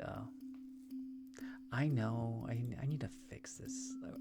I don't necessarily want to allow links, but I will. Oh my goodness! I have not seen these in years.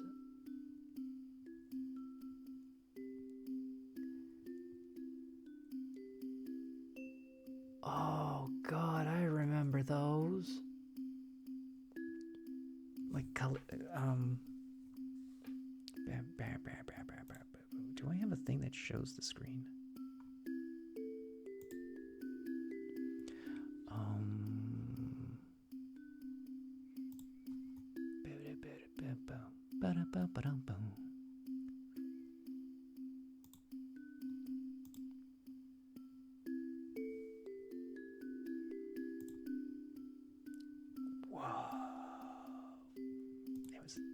This is what we're talking about. This bottle here.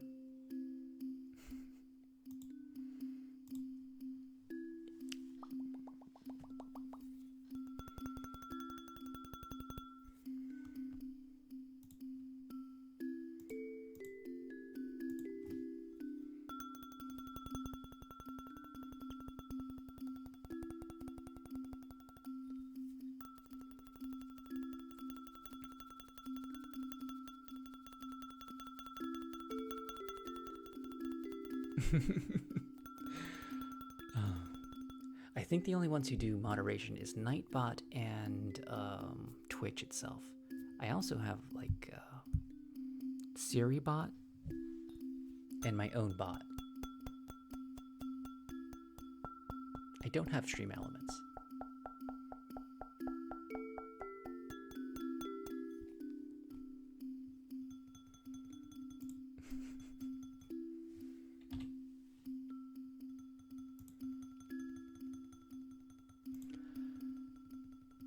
How did I get into ASMR? Oh, I bought the microphone. That's really just what happened.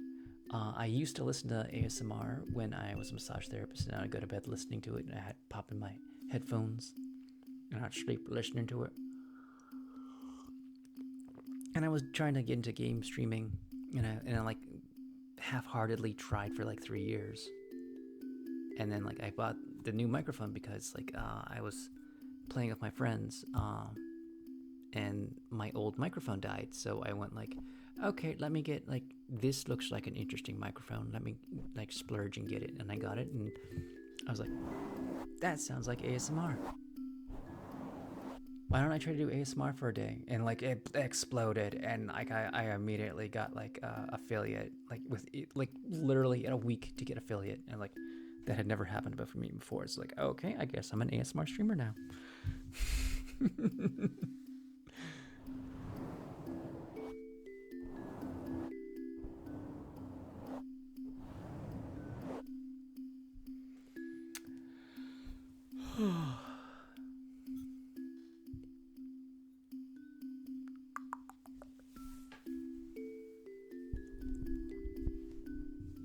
Lethal Germ, 22 months. That's incredible.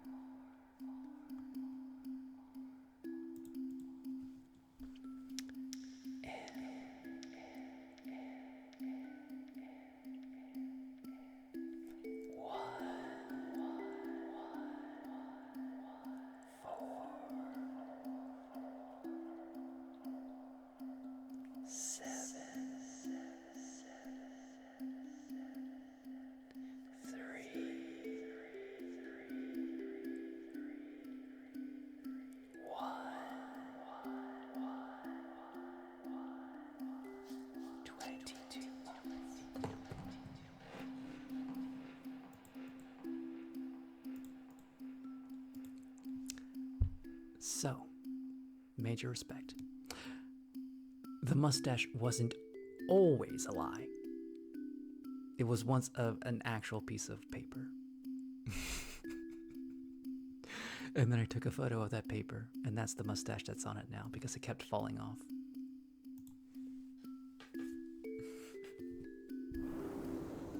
So it was real. I'm looking at it right now because I have it like on the wall taped.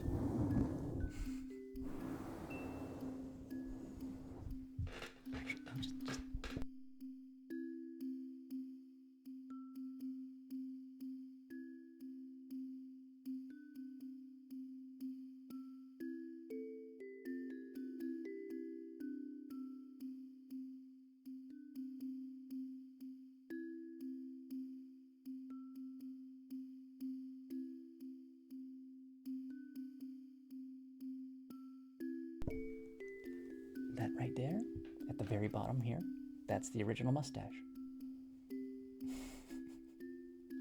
I put it on the painting so I never forget it.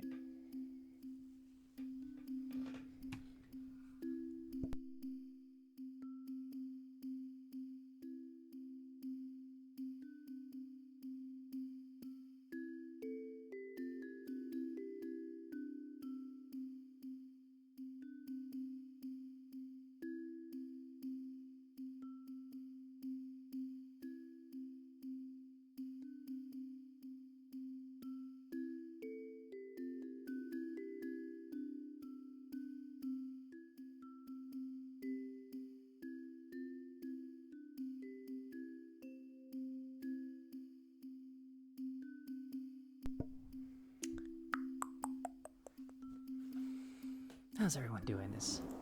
I guess early morning.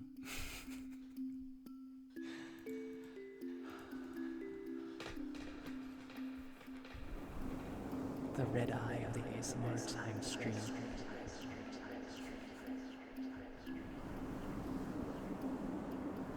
Or early morning, depending where you at. Midday.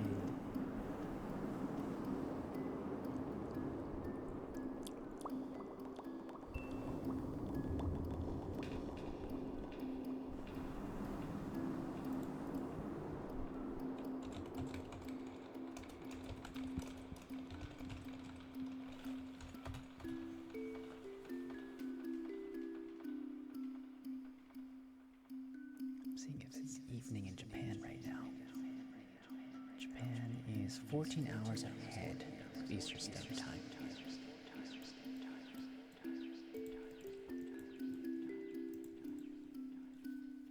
They are 6:55 p.m.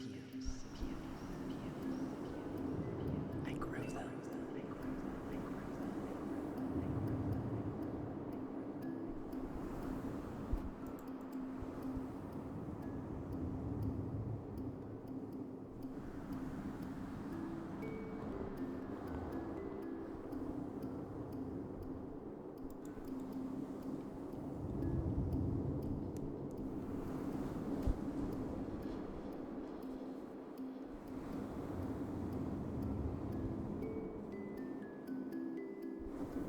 Seen Jeepers Creepers. I don't think I ever will.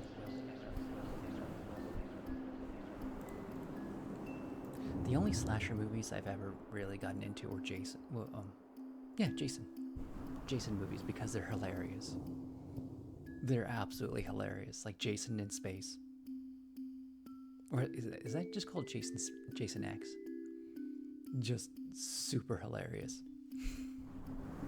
The stoner always dies. And it's like the virgin always lives. And that's always the formula.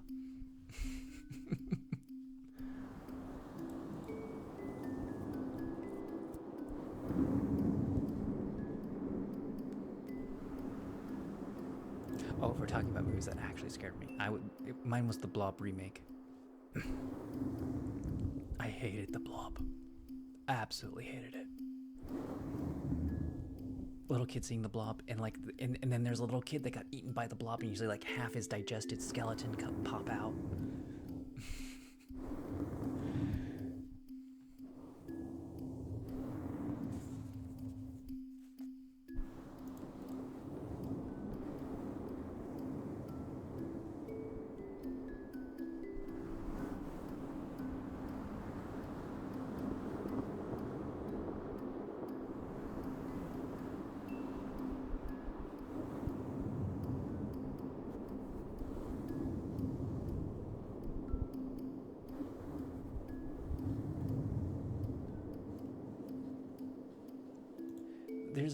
I believe it's McQueen. He was in the original Blob, and then they did like an 80s remake. Because the original Blob, I think, was black and white.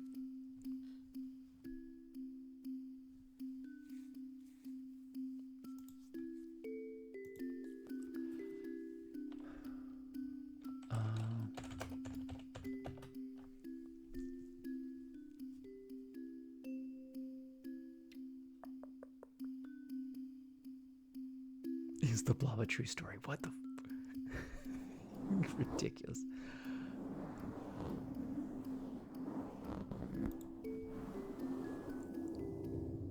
Steve McQueen. He was in the original Blob. The original movie was 1958. And then there was an...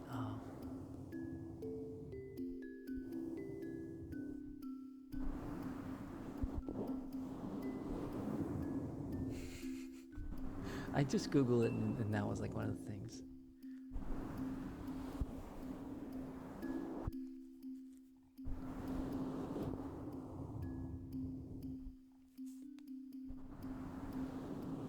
There was a sequel, Beware the Blob, directed by Larry Hagman, was released in 1972.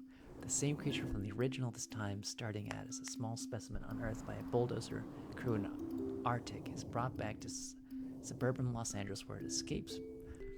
Presented as a horror comedy. Yeah, it has to be like that's got to be Attack of the Killer Tomatoes kind of. The film was also released under the title Son of Blob, 1972, and was the Hangman's first feature film as director. It's like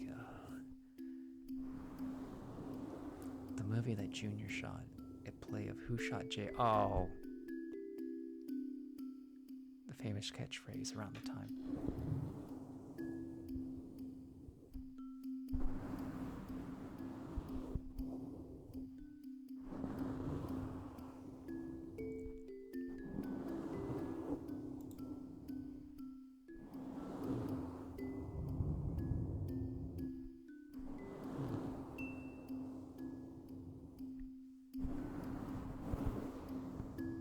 You know what the Blob actually is?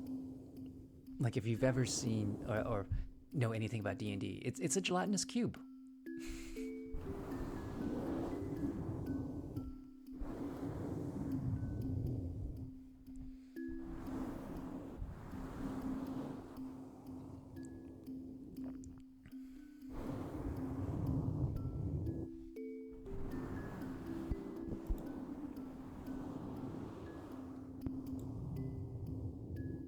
Oh, the Blob is also an X-Men. Well, not X-Men. He's in X-Men.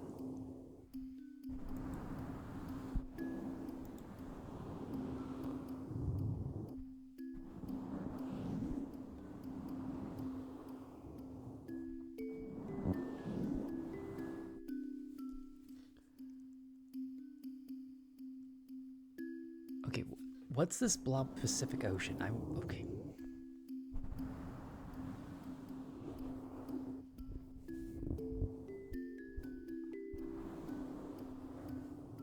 The Blob is a large mass of relatively warm water in the Pacific Ocean off the coast of North America that was first detected in 2013 and continues to spread throughout.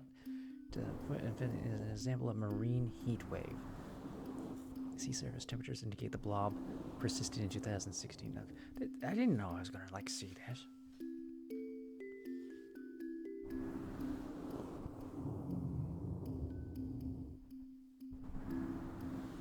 You can absolutely flirt with that hat. There's no rule against flirting with that hat.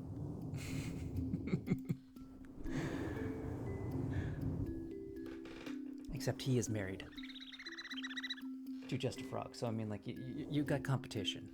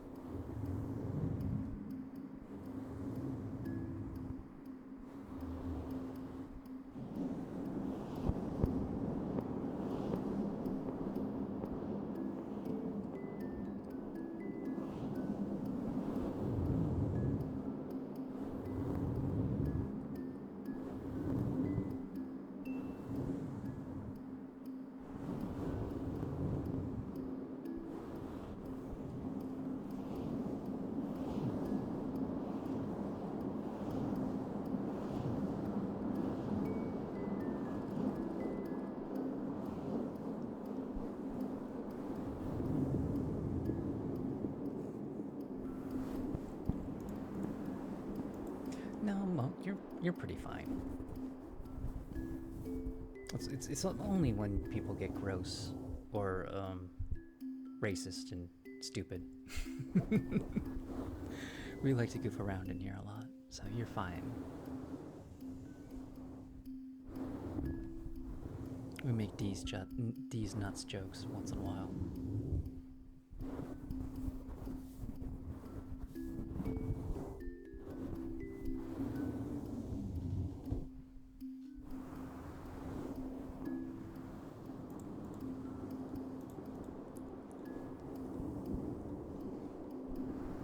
This place is kind of like a rat bag of crazy.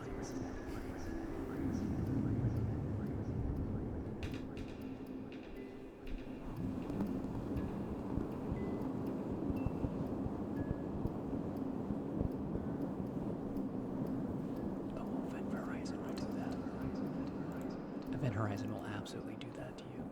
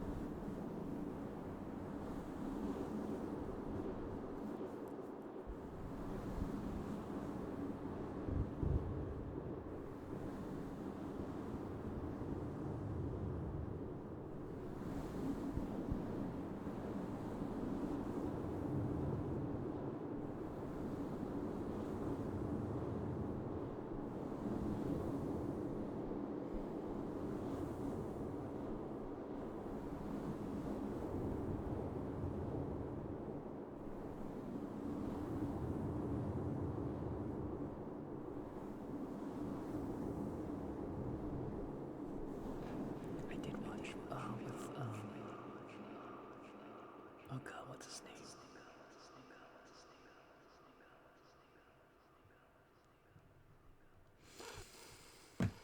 Jeff Goldblum.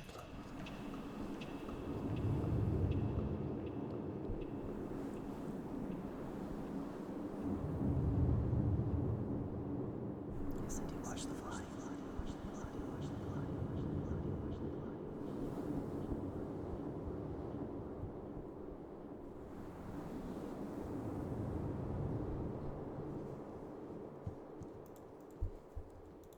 Not gonna lie, I watched The Fly mostly for the sexy parts. Because I was a kid, and I wanted to see the sexy parts.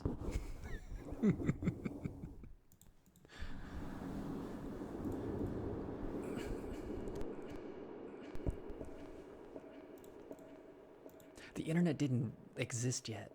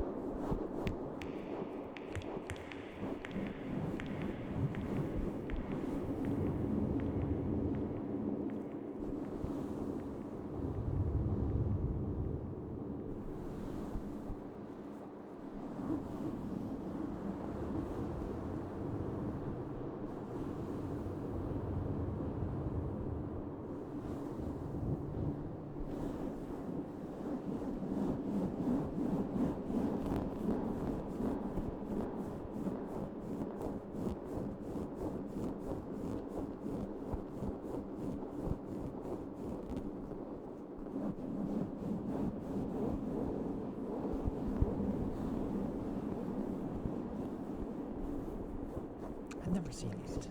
I don't ever want to see it. I don't want to see any of the ants. I saw them.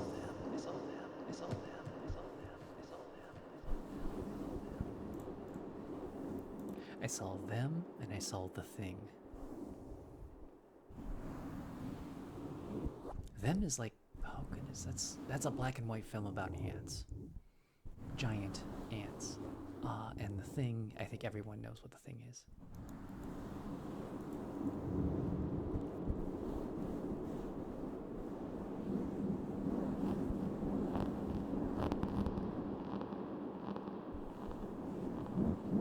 I never liked clowns.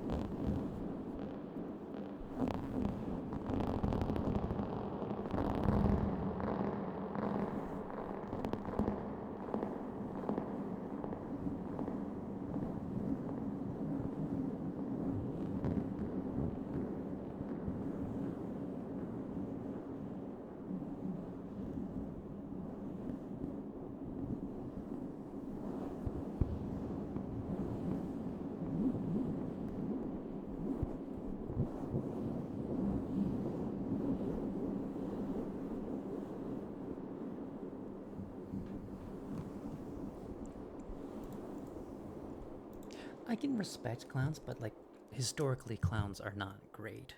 I don't have any problem with mimes. Like mimes are kind of cool, in my opinion. Like the mimes I've seen are just tremendously talented.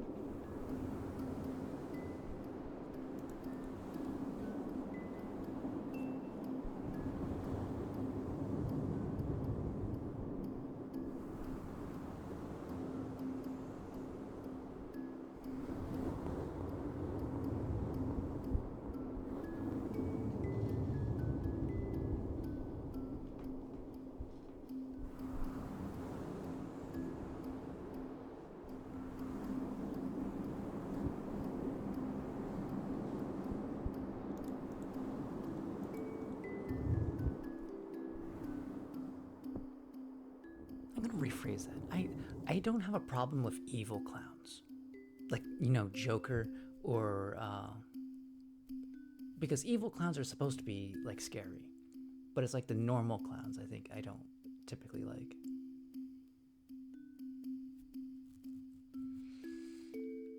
Or is that true?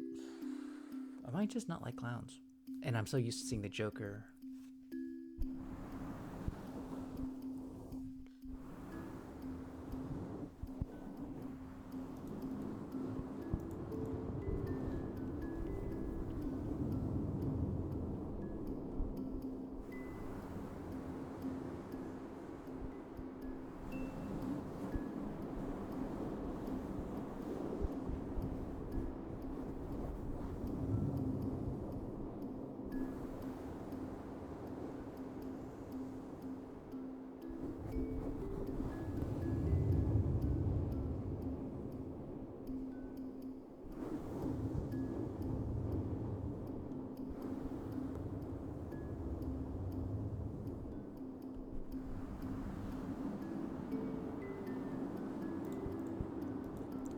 Yeah, that sounds horrible.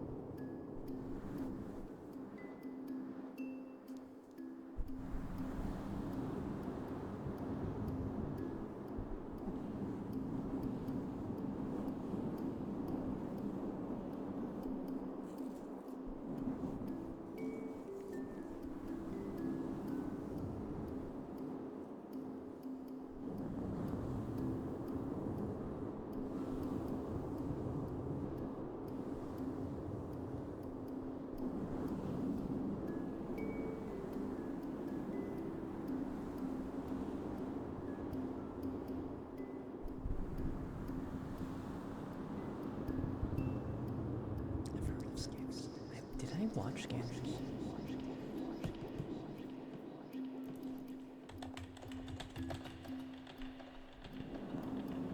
Oh, that's the ones that the guy's head explodes.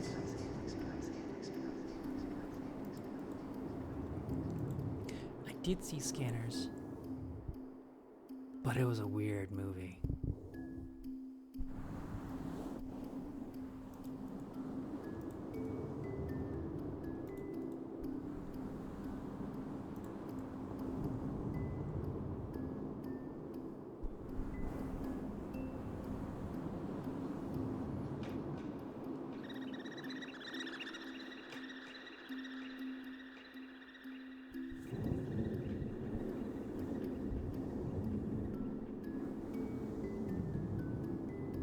Like the plot was weird, and the ending is weird.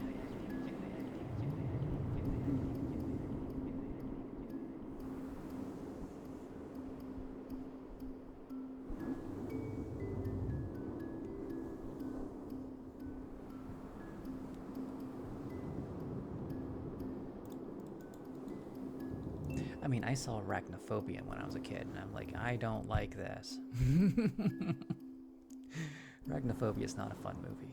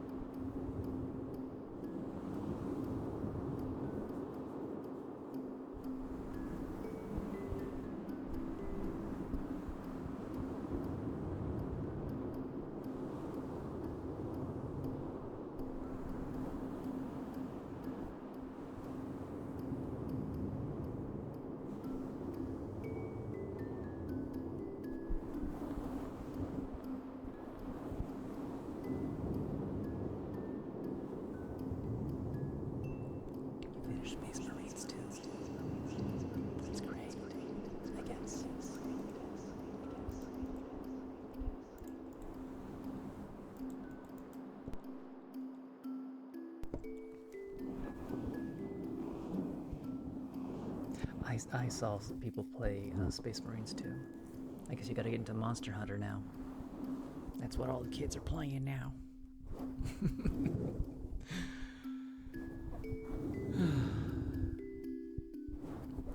I kind of envy gamer streamers. I don't have that kind of audience. Space Marines is 40K.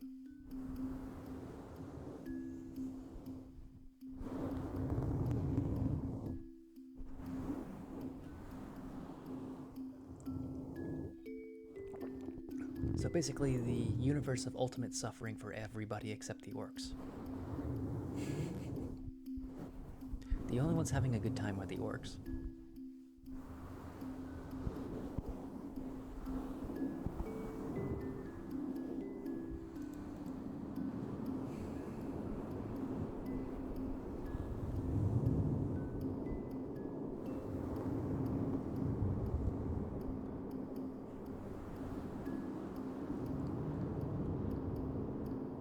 I wish I knew more lore. I gotta start reading the books, but I don't have money for books. Actually, the next book I'm reading is going to be Georgie Wen's book. So I ordered that. I'm waiting for that to arrive.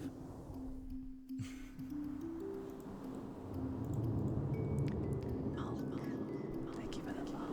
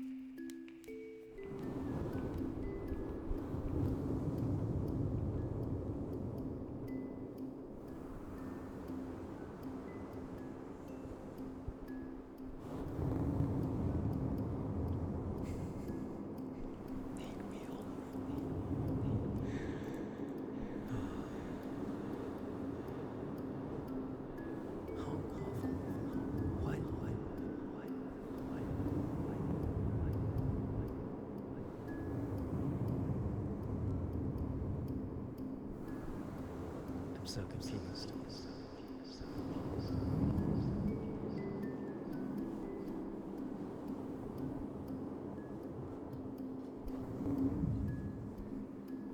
Oh, okay. I like hollow waffle. That's a funny one.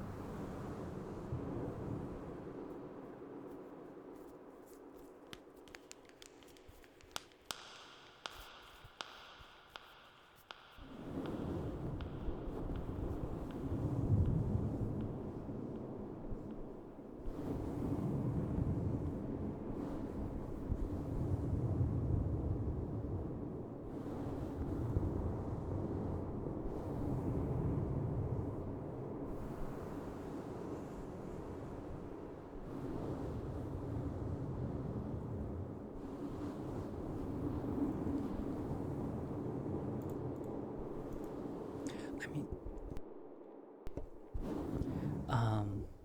I wouldn't want to be like a. It's hard to be a variety streamer. Like, you know, get your starting as a variety streamer because like so many people do that. I think where you really get your thing is you have to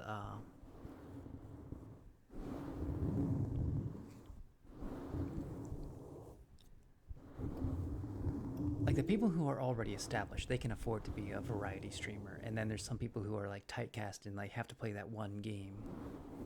Did something happen?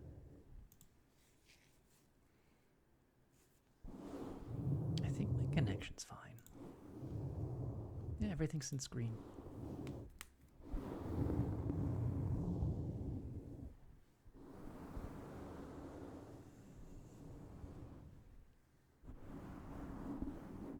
Oh. I thought you were just being emphatic. That might have been your autocorrect. That happens sometimes.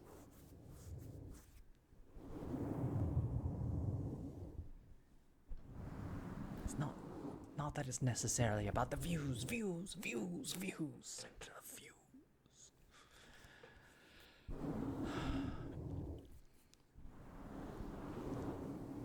Now, if I want to like get more popular, I have to get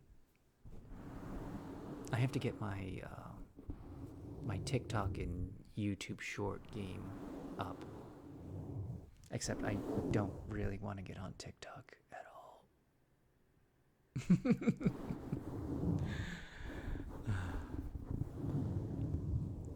What's hard is I don't know how to promote my ASMR channel on YouTube Shorts because I tried to like make the Welcome Traveler shorts, which were a lot of fun, but they deserve their own channel. Slush you, thank you for the follow.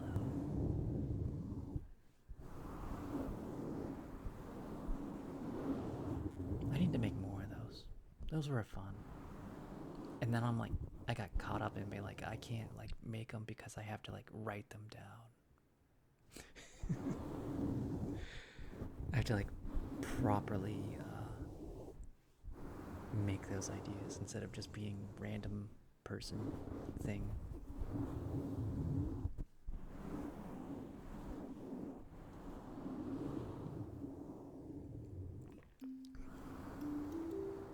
STFN RO, thank you for the follow.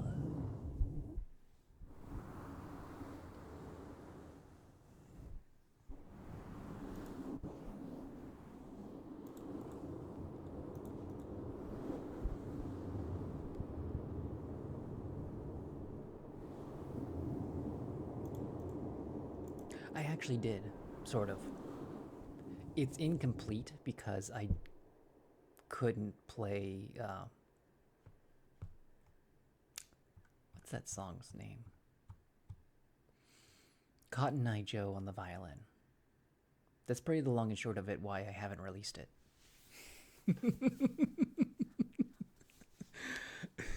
I practiced it, but I couldn't get the song down. And I just spent more time on the piano, so it was just like kind of disappeared to like the back of all my other projects that I'm doing.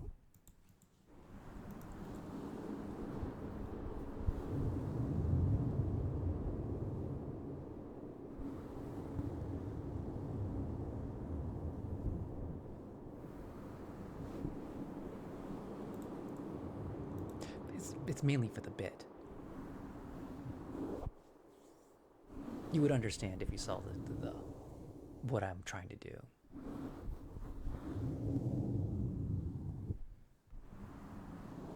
And if I play it live, then I don't have to worry about copyright because I'm using the traditional Cotton Eye Joe song, which is, you know, that was written a long time ago, and I did some research on it. It's like, wow, that's Civil War era.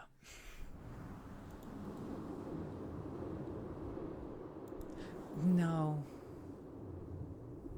not country bumpkin type bit.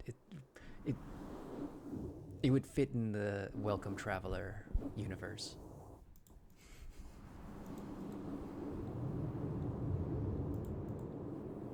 I basically need to learn how to do a Georgia shuffle on the violin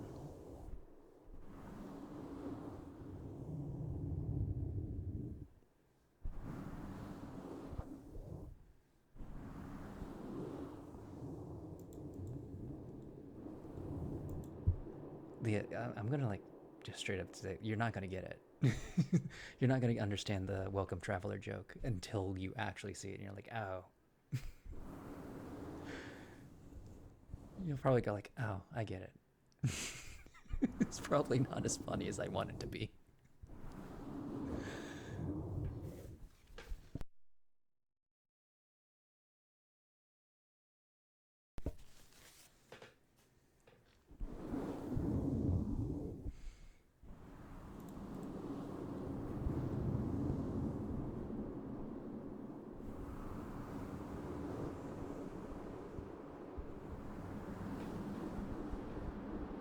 Yeah, nothing's gonna like top Dad Hat mauling me on camera. They got a lot of attention.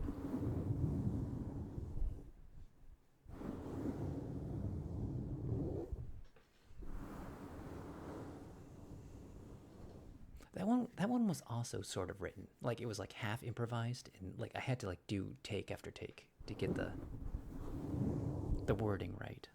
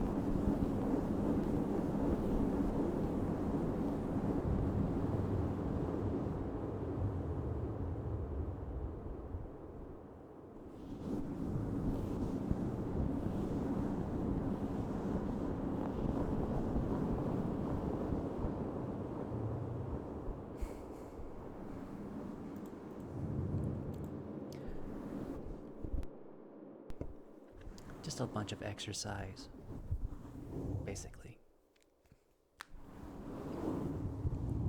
Been really trying to push myself to get that exercise in. Also, I got like a Morton's neuroma on my foot. I had one when I hiked the Appalachian Trail, and it's because I had bad shoes when I was on the treadmill. So I've been like making my toes go numb. So I got new shoes to fix that, and it's actually wonderful. Except wait, give me a second.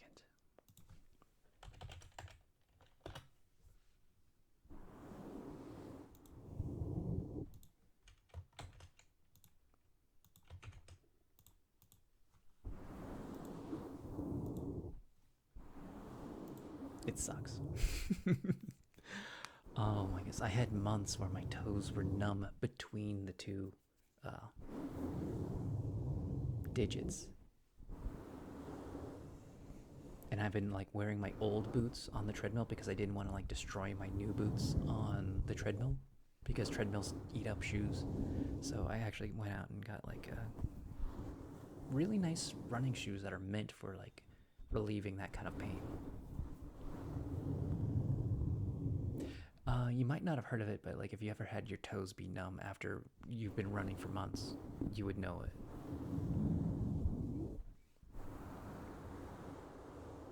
Like it's caused from a couple different things, but mostly like if you did what I did, like hike the Appalachian Trail with a heavy backpack, walking 20 miles every day, it like inflames the nerve in between the bones. So it kind of like just gets cut off for a while.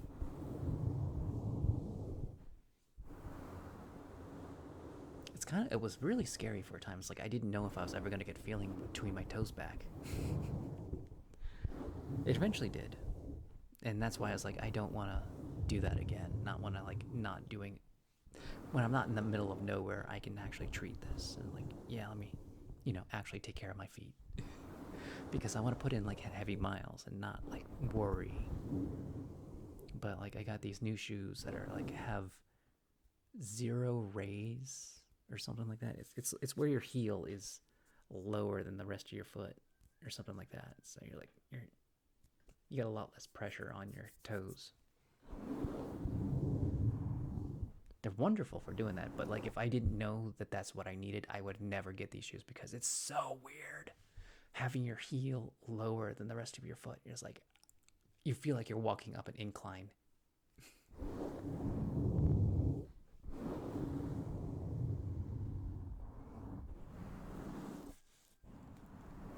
It's kind of like running on sand. That's what it feels like. I'm running on like soft sand, which is comfortable, but you have to work your muscles differently.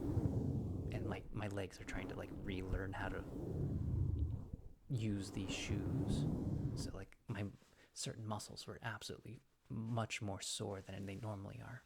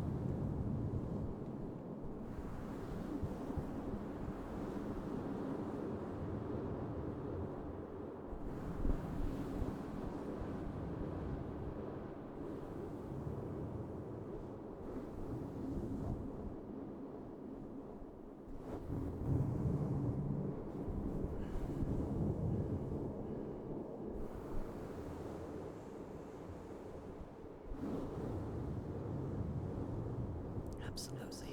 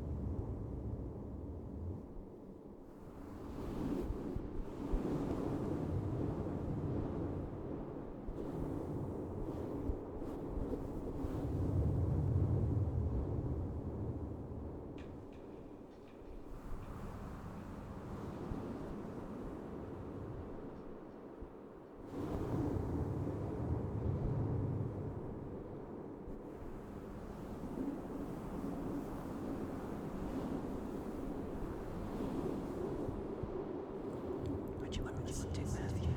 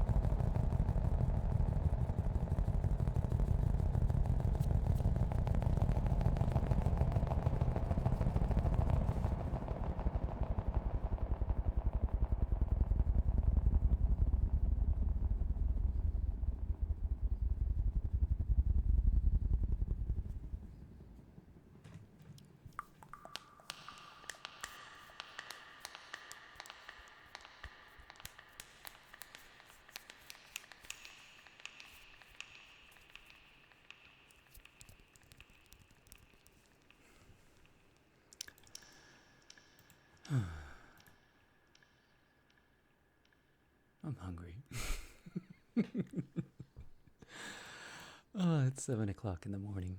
The sun's finally coming out. I should probably look for somebody to raid at this point. People wake up at this time and then it gets noisy.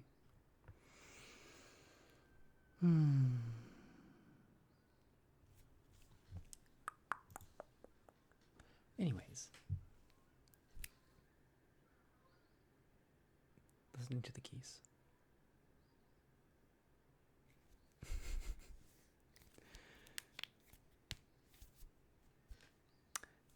Yeah, Zammy, that's crazy. It's actually really early.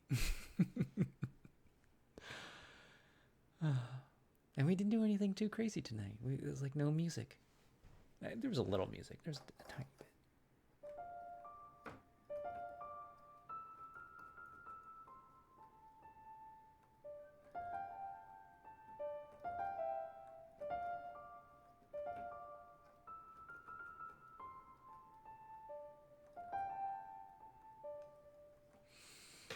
There's the music.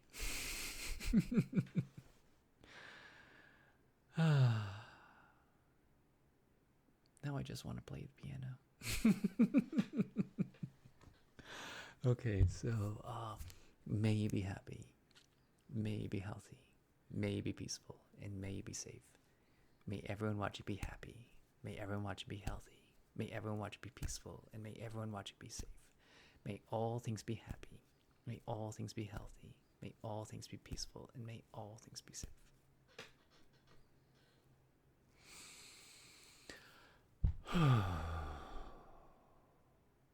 As much as I want to play the piano, I'm hungrier. I'm more hungry than I want to play. Here's Sunset Lullaby. I will look for people for us to read.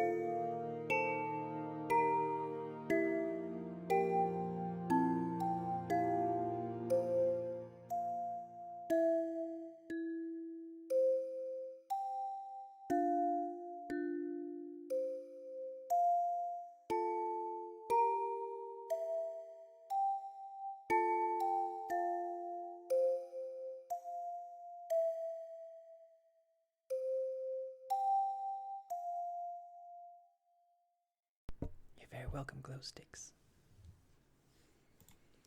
Where's my thing? There it is. I love that video. Anyways, the vote now so we know who we're going to raid.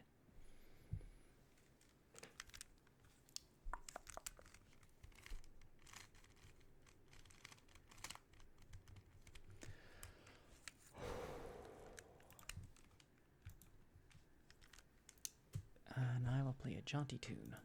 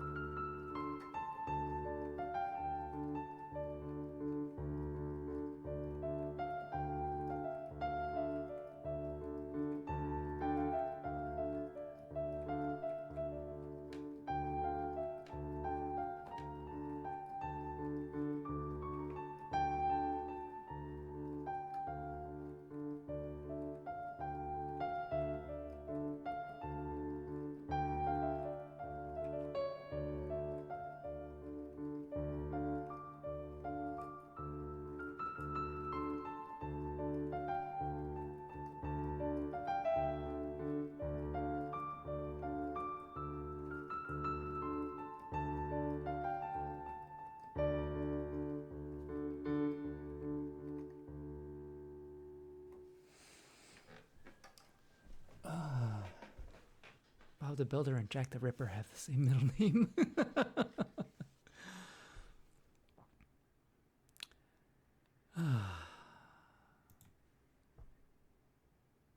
Okay, we're gonna raid Mary Bissy.